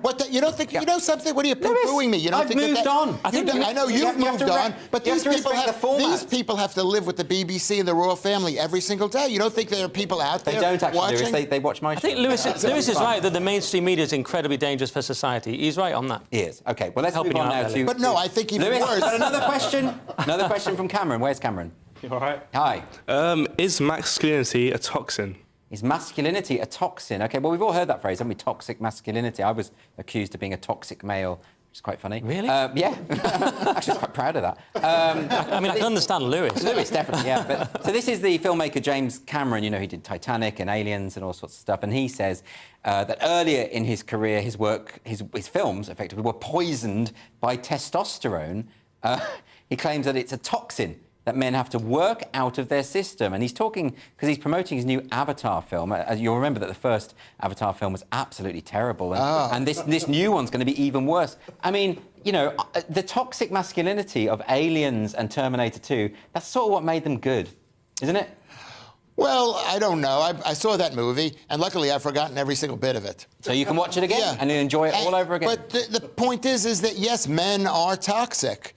And we do I'm going to stand up for the male toxicity. Toxicity is what protects our family. It is what makes James Cameron go out and spend $200 million on a movie that at that time was the most expensive movie ever made in the history of the world. Yeah. And just have the cojones to make that thing. Yeah, I think we can say cojones. I think that's allowed. Yeah. So he did his own masculinity. I'm not saying women can't do that, but they don't. Nick, do you think that... Are you a toxic male? I think so, but see, normally this story would really annoy me, because when I saw the quote, it did really annoy me, because there is a war on men, there's a war on testosterone, even though it's necessary for health. The Guardian have written articles against it. So there's a war on men. Against testosterone? Yeah. They want to destroy men, because there's a war on men. We all agree on that. But, well, I've got no idea if you do. But the point is, on this, if I'm being really fair, because, you know, I like to be fair and objective, here, Cameron is really just using a figure of speech. He says, a lot of the things I did earlier I wouldn't do career-wise, and just risk that you take as a wild testosterone, poison young man. I always think of testosterone as a toxin that you have to slowly work out of your system. So it is silly, but it's basically, he's saying you get a bit more risk-averse and moderate as you get older. And he's sort of excusing probably some jerk-like behaviour that he did in Hollywood, which lots of Hollywood directors do. Is he talking about that, or is he talking about his films? Because he says that he wouldn't make the artistic choices. Oh, I see. Well, the other thing has it not occurred to him that his early films are much, much better than the stuff he does now? There is that. Yeah, he's completely wrong. He's completely wrong. It's just not quite as annoying as you think when you just see the quote. Okay. Let's get another question now from Catherine. Where is Catherine? Hello. Is there any truth to the phrase, go woke, go broke? Go woke, go broke. Well, it's interesting, isn't it? Disney have got their new children's movie. It's called Strange World, which features a gay character in the main role talking about his crush, and that is completely bombed at the box office. It's going to lose about £120 million. I mean, look, this is what I find very weird, Lewis, is that, you know, all of this woke messaging that comes through Hollywood films, basically it means it's no longer entertainment, it's just a sermon. You're being preached at. You know, this is why I don't bother watching these films anymore, because I don't want to be lectured. If I wanted that, I'd go to a church, not a cinema. Right. But, I mean, the point is, it loses money. Again and again, they make these films and it just loses money. The answer is yes. Yeah, I don't think I asked a question. Well, but do you think that maybe they should start making films that people enjoy rather than what is good for them? Can I tell you something? It's very hard to make art. You know that. It's very hard to make art. And they thought they were so successful, they just thought, let's just sneak this in. And I think that's what the problem was. They were so successful for so long, and the initial artists weren't a part of it. Walt Disney wasn't there. The great artists. He's not there. He's frozen in a mountain somewhere. Exactly. Yeah. So somebody else comes in and they think, you know what? I never made these films, but I think they could be better. Is there a place, Nick, for moral messages in films, particularly children's films? Where you're teaching them about the difference between right and wrong? Of course, there's a place for moral messages, but woke ideological messages are not moral; they're immoral. So they're just ideological nonsense. But of course, there's a case for actual morals. The claim is people that go woke, go broke exist, and the sort of pro-woke people say, well, they wouldn't do that because they want to make money. What's actually surprising is they're not even that bothered about making money anymore because they want this kind of weird post-capitalist Chinese corporatist system. They want to somehow rig the whole thing, is what they're aiming for. So it's kind of post-capitalism. They actually care about the ideology more than the money. And there's sometimes cases where that might be justified, like Adidas have lost a huge amount of money from dropping Ye. Yeah. You might say, well, it's justified because what you said was terrible. So companies will lose money for PR reasons, and they will lose money for ideological reasons. But is that not too a calculation? I mean, they might think, well, in the long term, we'll lose more money if we retain someone who says that Hitler was great. Yes, that is. And it's a bit more complicated in this case of go woke, go broke. Some people say it's that certain people at the creative level want to make these woke decisions, and the money people aren't really involved. And then they go, hang on, what have you done? So that might also be the case. So tricky. Anyway, we're going to move on now to a final question before the break. This is from Leo. Where is Leo? Just here, yeah. Hello. Is it time to stop watching Love Actually? OK, so Love Actually. So this is actually a similar question because Richard Curtis, who you'll remember made Love Actually, says he feels stupid over the film's lack of diversity. The film was released in 2003, of course. It grossed almost $250 million around the world. But Curtis says, quote, the film is bound in some moments to feel out of date. Yeah, because it's an old film. I mean, this is an odd thing, isn't it? I know a lot of people are slapping warnings on various old films saying this film might have out-of-date ideas. But, yeah, we're not stupid. Yeah. Well, I'm not stupid. Lewis, what do you think? I think people are stupid. And you think they need to be told? You know what? Even if you tell them they're too stupid to understand what they're being told. So, and it's just people are stupid. Like you ask, are Northerners or poor people stupid? Yeah, they're stupid. They're stupid. They're poor. They're poor. They're living in the North. He literally pointed at me and insulted my people on my identity. I think that's illegal under the Equalities Act 2010. Do you want to defend the Northerners? Well, I'm just going to write an email to HR about Lewis. That's the way I'm going to deal with it. You won't see him again. Look, this Love Actually thing, I hate to be the straight man. I always am the straight man when Lewis is on, and I hate to be so serious. But look, this Love Actually thing was so annoying because why does Richard Curtis hate white people so much? You know, it was 2003. Tony Blair spiked immigration massively in 1997. So by 2003, the demographic makeup of the country was not quite what it is now. So it was reflective more of the time. But also, what's wrong with white people? Richard Curtis says, thank God society's changed. I feel so stupid. Then Jeremy Vine talked about it on Channel 5, and he said he was going through the red flags of Love Actually. He said, white people, red flag. Straight people, red flag. They don't like chubby people, red flag. And meanwhile, he's a straight, white, thin man saying this. And I'm like, why is there hate speech on Channel 5? I mean, but you must admit, straight people have caused all sorts of problems throughout history. You know, Hitler's parents were straight. See, now I'm getting it for being straight, for being northern. Again, I'm the victim on this show. Well, you know. But what are they on about, these people? Because they live today, and today they're in a business situation where people care about that stuff. If you say something differently, they accuse you of being a misogynist or a racist or something, and he wants to be liked. That's the problem, like with the thing you did. Oh, he wants to be liked. He wants to be liked. That's the basic issue. You got somebody there. I saw your film. I didn't like it. Well, we would have done it differently. Of course, he's going to say that. So self-flagellation is a way to score points. If somebody had said, "My God, thank God, there are so many white people in that film," he would have gone, "Yeah, I'm amazing, aren't I?" You think that would be the case? Okay, very interesting. But look, we do have to go to a break now. But after the break on Free Speech Nation, I'm going to be discussing whether people can be prosecuted for quoting the Bible. We'll be back in 3 minutes.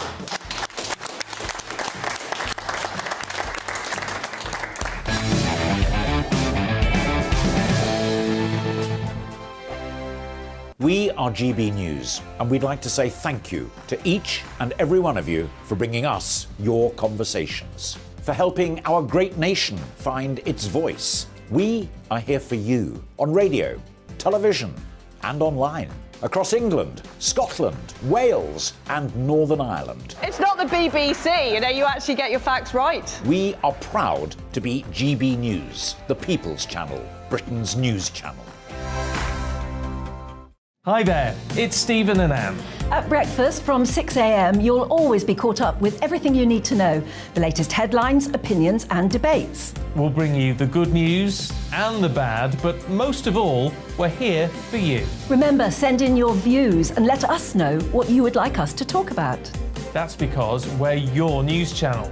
And every morning at 6 a.m, it's breakfast on GB News.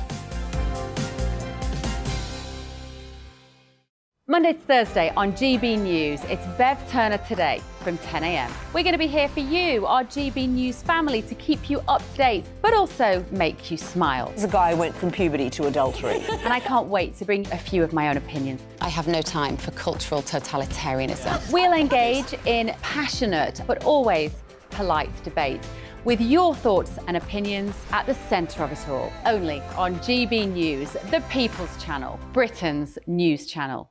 Join me, Nana Akue, Saturday and Sunday afternoons on GB News. Expect fiery debate and passionate discussion as me and my panel tackle some of the biggest topics hitting the headlines. It's a place for everyone's opinion. No one gets cancelled, but no one gets an easy ride. Oh, she's on it today! Be ready for conversations that are fierce, frank, and of course, fun. Every Saturday and Sunday afternoon from 4 p.m. on GB News, the People's Channel. Join my show Farage, 7 p.m. till 8 p.m. Monday through Thursday, and there you will get opinion, analysis, debate, and I'll cover stories that nobody else dares to touch. You've been cancelled. Join the club. Oh my goodness me. And then for the last 15 minutes, talking pints. We're over a drink. We have a civilised conversation with someone. We very often disagree, but we do it in a grown-up way. Come and join me on Farage. We are GB News, the People's Channel. And right across the United Kingdom. You can find us on Sky Channel 512. Virgin Media Channel 604. Freesat Channel 216. Freeview Channel 236. And YouView Channel 236. You can also take us with you on DAB Plus Radio. With the GB News app and at the website gbnews.uk. We're absolutely everywhere. Come join us on GB News, the People's Channel, Britain's news channel.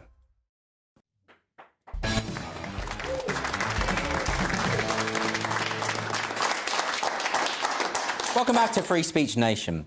A Christian man who was accused of verbally abusing two women because their relationship went against the teachings of the Bible has had his Public Order Act charges against him dropped. When John Dunn was charged, the Crown Prosecution Service said, "There are references in the Bible which are simply no longer appropriate in modern society and which would be deemed offensive if stated in public." After the case was discontinued, John Dunn said, "When I preach, I only ever say what is in the Bible. When they told me they were in a same-sex marriage, I was concerned for them. I had to communicate the consequences of their actions based on what the Bible says." So to discuss this, I'm joined by Michael Phillips, a lawyer who worked on behalf of John Dunn. Thanks for coming to the show, Michael. So talk us through this case. The charges have now been dropped. Is it concerning, however, that the Crown Prosecution Service are effectively saying to Christians, you can't quote your holy book? It's extremely concerning. I mean, the Bible is really what has formed in large part the basis of our society, the basis of constitutional law. And over the years, there have been various attempts by our country to outlaw it. However, over the years, we've had more and more freedom, and that in turn has established the precedent that we have free speech in this country. It formed the basis of, in fact, what the UN Declaration of Human Rights, and it went on the European Union's own version of that. And so we have these freedoms in the United Kingdom as a result of the battles that were fought by many Christians over the centuries. Now, I can understand why the two women in question found it offensive to be told that he disapproved of their relationship. That makes complete sense to me. I think where I draw the line is why that should then become a criminal matter, because we're all likely to be offended by all sorts of things, aren't we? Well, exactly. I mean, the thing is that there is this misnomer amongst the police and also some sections of the Crown Prosecution Service that to offend is an offence, and it just simply isn't the case. The law recognises that we are allowed to be offended. What you're not allowed to do is you're not allowed to threaten somebody. You're not allowed to abuse But abuse is not the same as just to offend somebody. But is part of the problem that some of this stuff is actually encoded within law? If you take the 2003 Communications Act, it says that if someone posts material that is deemed grossly offensive, they can be prosecuted and sent to jail. But how do we know what is grossly offensive? Who decides that? I mean, really, does something so ambiguous, should that really be on the statute books? We don't think so. I mean, I think the thing is this, is that there was a decision by Parliament a little while ago to remove the word insulting from Section 5 of the Public Order Act. And there are certain statutes which we would argue are simply not compliant with the free speech principles which are embodied in our own common law and also that from the European Court of Human Rights. So where is the CPS coming from then? Are they just sort of arbitrarily deciding what is acceptable and what is not acceptable, or are they grounding absolutely everything they do in law? I mean, I'm not too sure what happened with this Crown prosecutor, whether they just Googled something and extracted it from an atheist website and just said, you know, the Bible supports cannibalism, the Bible supports the death penalty, the Bible supports slavery, so you can't say those things anymore. And it was just ignorant. Or you think it's someone going rogue in the CPS? Well, it seems as though this particular person had no particular references. They just plucked Bible references completely out of context and said, you can't say certain things anymore. But isn't that the case for all holy books? So did they do that with the Quran? Well, I mean, I think the thing is this, is that when you look at the Bible, if you look at it in context, you will see that, in fact, it is not offensive in the way in which they deemed it to be offensive. Well, I think there are elements of the Bible that people will find offensive, no doubt. And I think there's elements of the Quran that people will find offensive. But these are people's holy books, and, you know, they have to have a right to say them. I mean, particularly preachers. And this man Dunn was a preacher, right? Yeah, so he was somebody who was in the Special Forces. For 15 years, he's been on the streets day in, day out. And as a result, has seen drug addicts, people who are, you know, a burden to society, set free as a result of preaching the gospel every day. And one such person was also prosecuted in the same court and acquitted earlier on this year. But do you take the point that, I mean, the counter-argument is that if you have offensive ideas promulgated throughout society, then what happens is it kind of enables those ideas to spread. It makes attacks on gay people more likely or whatever else. Do you buy that? No, I don't think so. I mean, I think the thing is that in order to suppress things which are bad ideas, you've got to have more free speech, not less free speech, because you've got to have people who are articulate in order to say, no, that is not what the Bible teaches. And in fact, we don't believe that.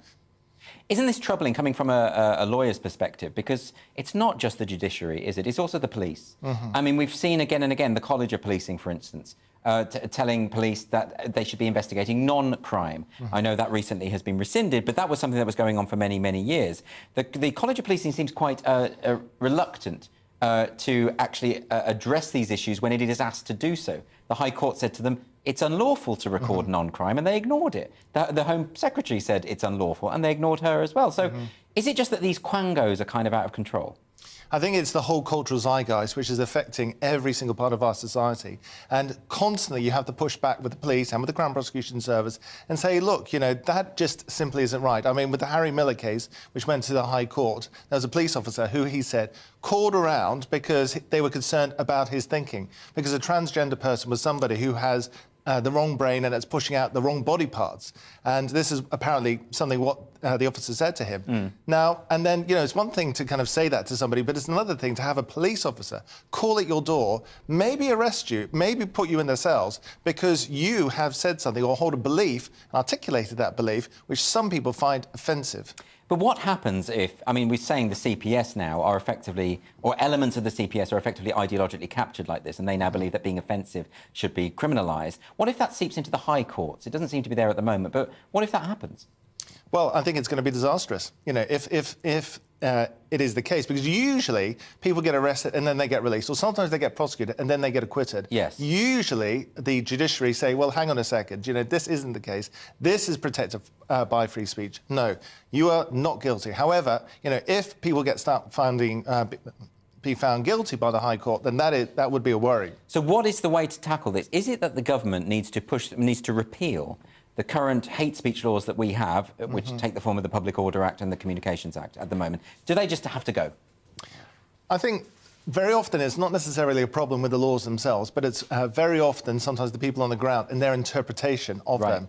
And so that is probably the biggest problem that But isn't that it we the face. CPS's job to interpret the law? I mean, that's what they're there for, isn't it? Well, they are there in order to act on behalf of the Crown, to be independent and to look at this. You know, they're not there to take sides. They're not somebody's lawyer. They're there acting as the state, as the independent voice in order to say, yes, there is enough evidence in order to prosecute this matter, and also it is in the public interest to prosecute this particular matter. And unless those two tests are satisfied, then they should not be prosecuting somebody. OK, well, it's a very fascinating case. Michael Phillips, thanks very much for joining me today. After the break on Free Speech Nation, we're going to be discussing whether theatres should cater for plus-size people by fitting bigger seats. See you in a minute.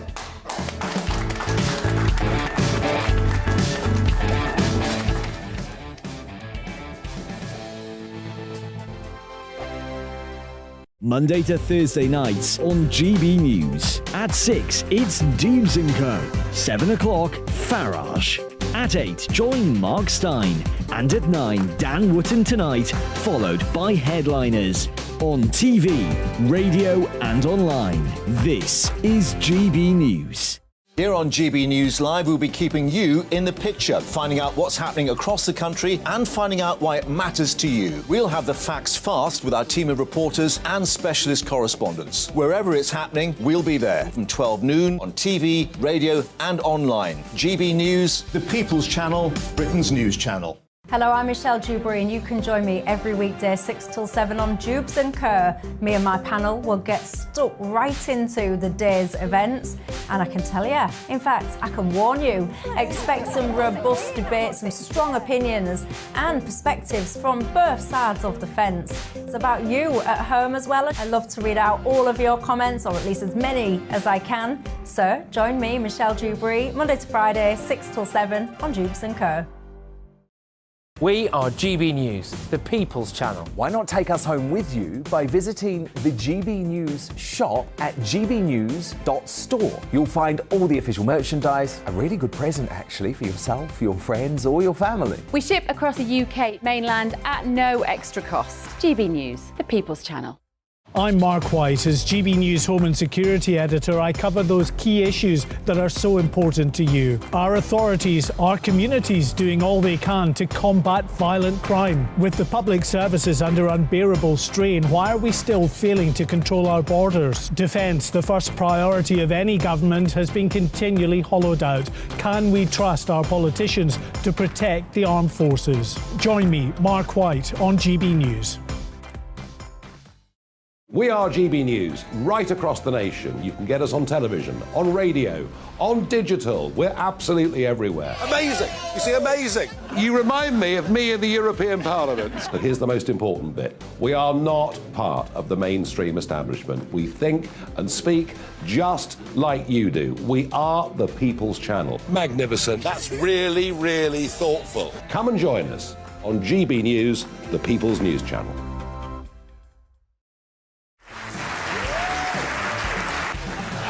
My name is Andrew Doyle. Join me every Sunday evening at 7 p.m. for Free Speech Nation. This is a show where we address current affairs and news stories of the week with the help of two wonderful comedian panellists. I brought in comics because I want to give it a lighter edge, and also they work for less. See you there.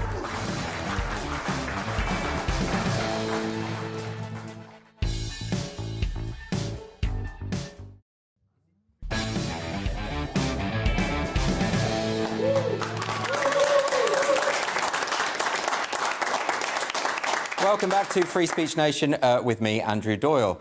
So, theatres and cinemas have been criticised for not doing enough to cater for plus-size people who struggle to fit in their seats. An article on the entertainment website Mashable quoted a number of members of the public who said they'd been injured at shows because the seats were too small for them. Things are changing, though. So on the comedian Sophie Hagen's next tour, the venues must provide what is called fat accessibility information on their websites. And to discuss this, I'm joined by Charlotte Fox-Weber, who is a body image-focused psychotherapist. Charlotte, thank you very much for joining me today. Thank you for having me. So, do you believe, I mean, as Sophie Hagen has pointed out, that there is a kind of discriminatory element to the size of the seats in cinemas and theatres and entertainment venues generally? I do. I think it's not for everyone. But does that, I mean, for instance, we take the air flights situation where people often complain because they can't fit into the seats. But is it fair on an airline, for instance, that they have to provide 2 seats for the price of 1 because someone is larger? I think it's reality that obesity is a growing problem and so much of the population suffers from this. So that means, but doesn't that mean that we are therefore changing society in order to accommodate a minority of people? I think that society is part of what's created the problem in the first place, and obesity comes from a range of factors, and there's a lot of blame on people for suffering from weight issues when actually society should be more compassionate. I mean, I agree that I don't think anyone should be shamed or insulted for the way they look in any circumstances.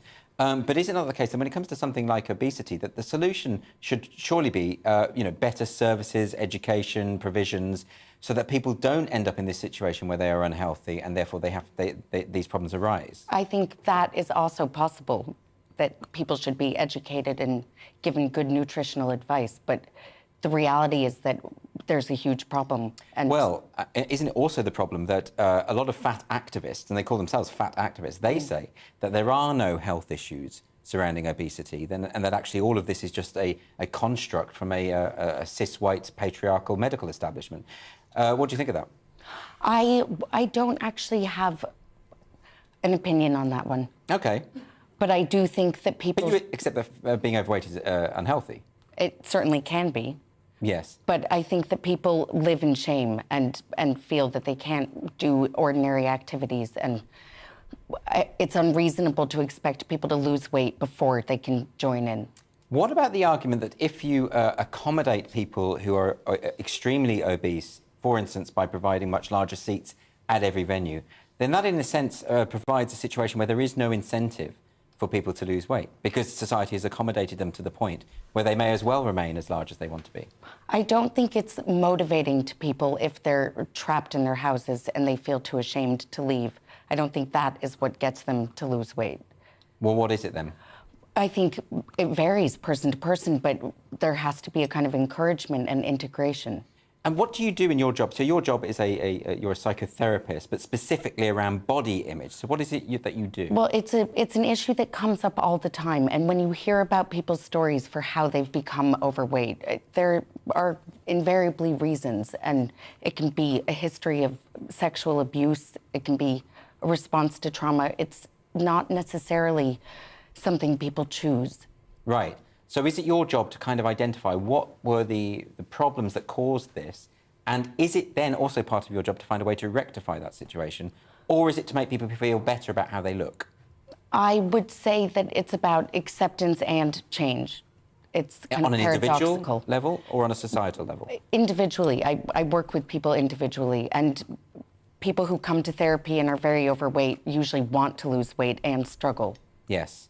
But do you so your view on these cinemas and places like that, they should accommodate, they should change, they should... I think they should, because I think it's just excruciating for people if they go to the cinema and they can't fit into a seat and they don't have the information beforehand and they have to kind of make a scene. Yeah. OK, understood. OK, well, Charlotte, thank you very much for joining me tonight. Thank you. Now, I'm going to be here till 9 o'clock, and this show is followed by Mark Dolan tonight. But here's what Mark has got coming up for you this very evening. On Mark Dolan tonight, in My Big Opinion, the media establishment will stop at nothing to reverse Brexit. In My Take at 10, I'll be dealing with the BBC, who are planning to dumb down their content to attract viewers. The channel which brings you Pointless is getting more pointless by the day. My Mark Meets guest is legendary ex-Tory MP Sir Gerald Howarth. And in The Big Question, could smaller parties decide the next election? I'll be asking Anne Widdecombe and Vince Cable. Plus Big Sam Allardyce on the football. We're live at 9.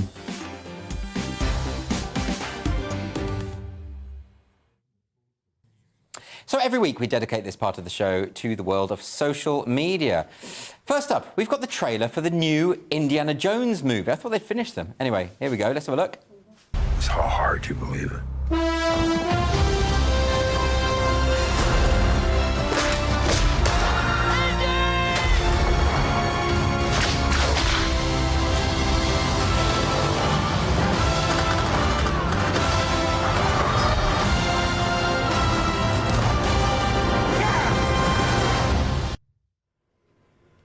Now, Lewis, you tend to crop up in a lot of these Hollywood films, don't you? Because you do have... Okay, you do. I mean, that sounds like I'm making up, but Lewis does get these roles. Are you in this one? Can you tell us?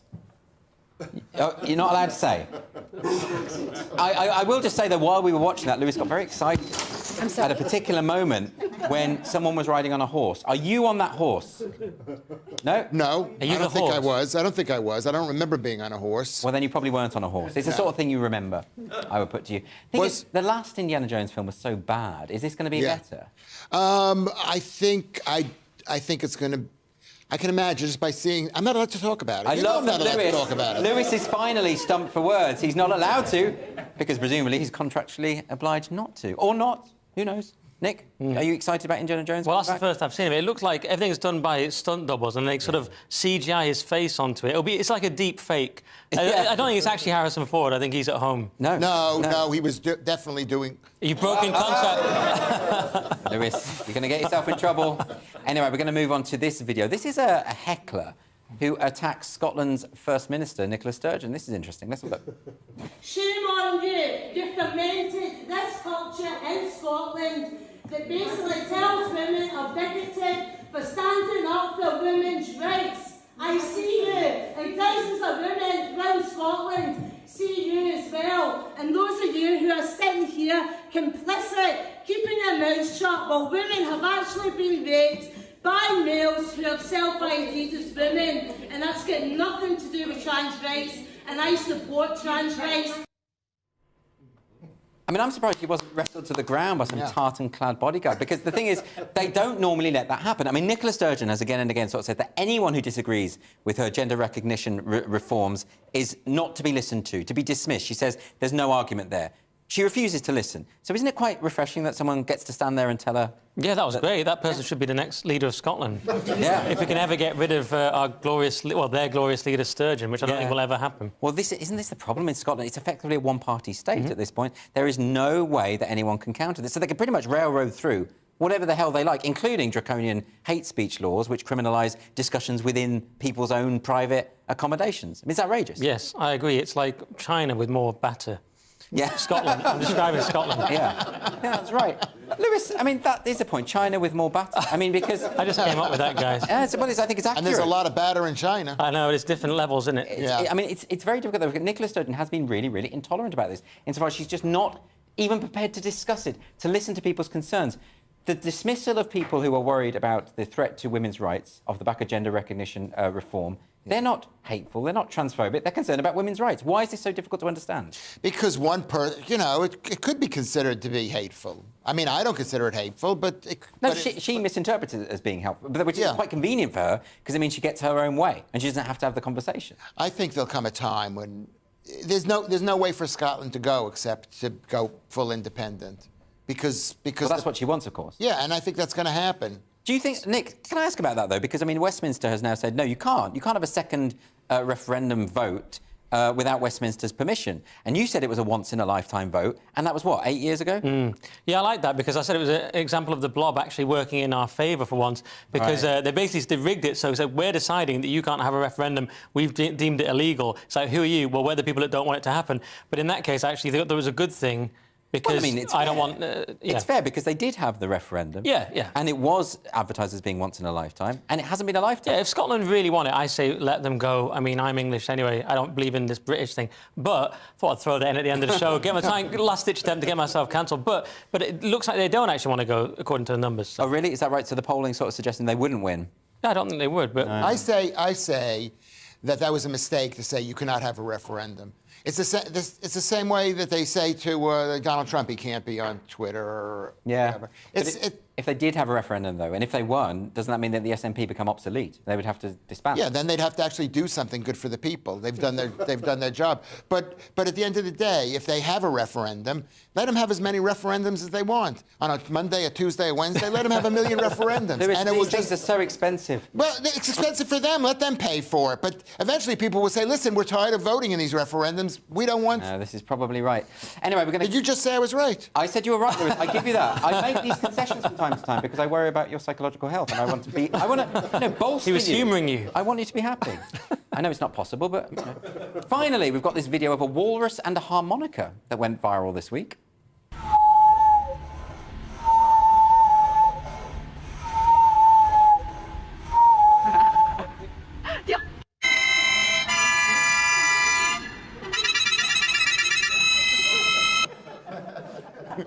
I mean, I suppose this is what the internet's meant to be for, isn't it?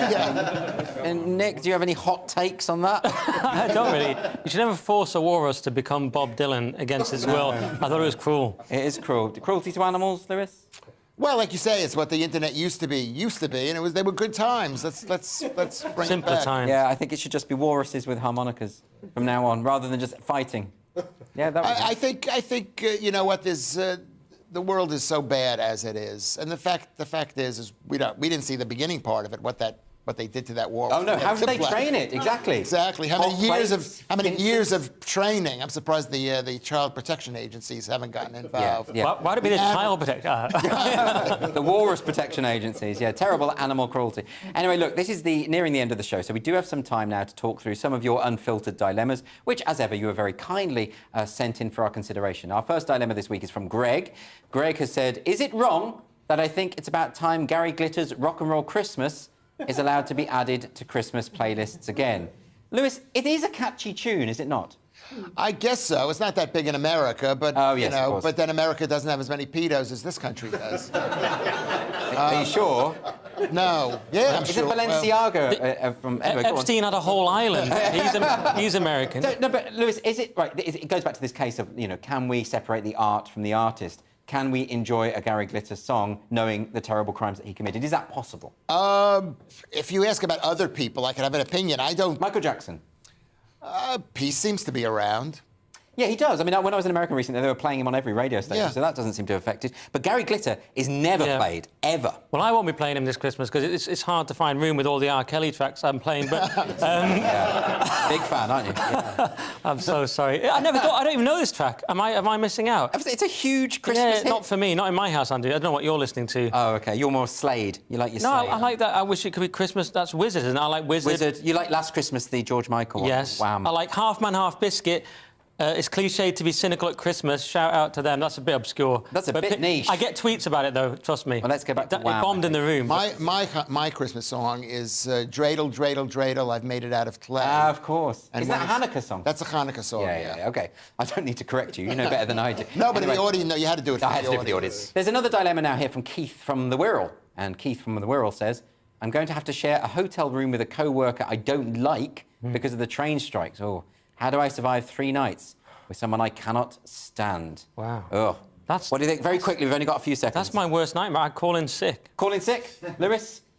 I think maybe put on a little perfume and drink something. Thank you for that, Lewis. Very good answer. Thank you for joining us for Free Speech Nation. This was the week when Elon Musk continued to rattle the cages of the mainstream media. The Crown Prosecution Service said that the Bible was outdated, and director James Cameron revealed that Avatar 2 was likely to be even worse than the first one. Thank you to my lovely panel, Lewis Schaefer and Nick Dixon, and to my guests, Joe Phoenix, Femi Nylander, Rafe Hadel-Manku, Dr. Joanna Williams, Michael Phillips, and Charlotte Fox-Weber. And if you want to join us live in the studio and be part of our wonderful audience, you can do that. Just go to www.sroaudiences.com. It's down there on the screen. There won't be a football match to coincide with it next week, so do come and join us. Stay tuned for the brilliant Mark Dolan tonight. That's next. And don't forget, Headliners is on every night at 11 p.m. That's the late night paper preview show where comedians talk you through the next day's top stories. Thanks for watching. Good night.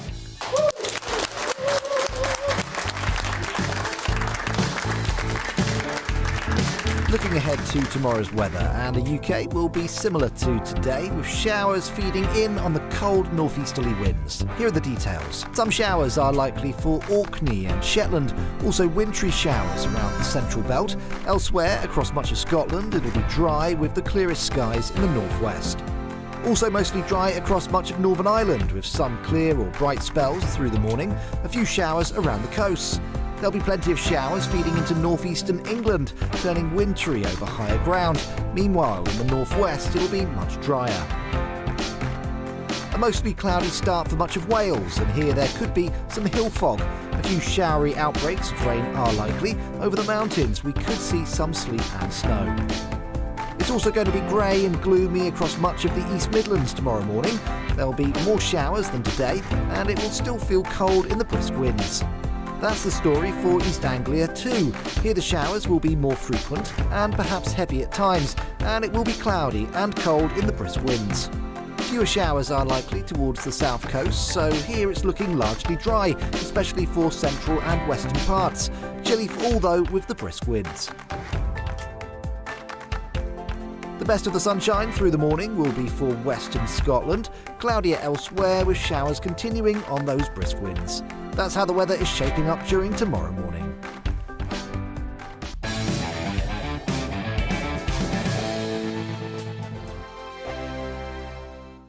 I'm Mark Dolan. Join me at 11 on GB News for Headliners, in which I'll be joined by two of the UK's top comedians discussing tomorrow's papers. If it's an important story, we'll cover it, but we'll have some fun along the way. Headliners, the late night paper review that won't send you to sleep like the others will. 7 nights a week at 11 p.m. on GB News.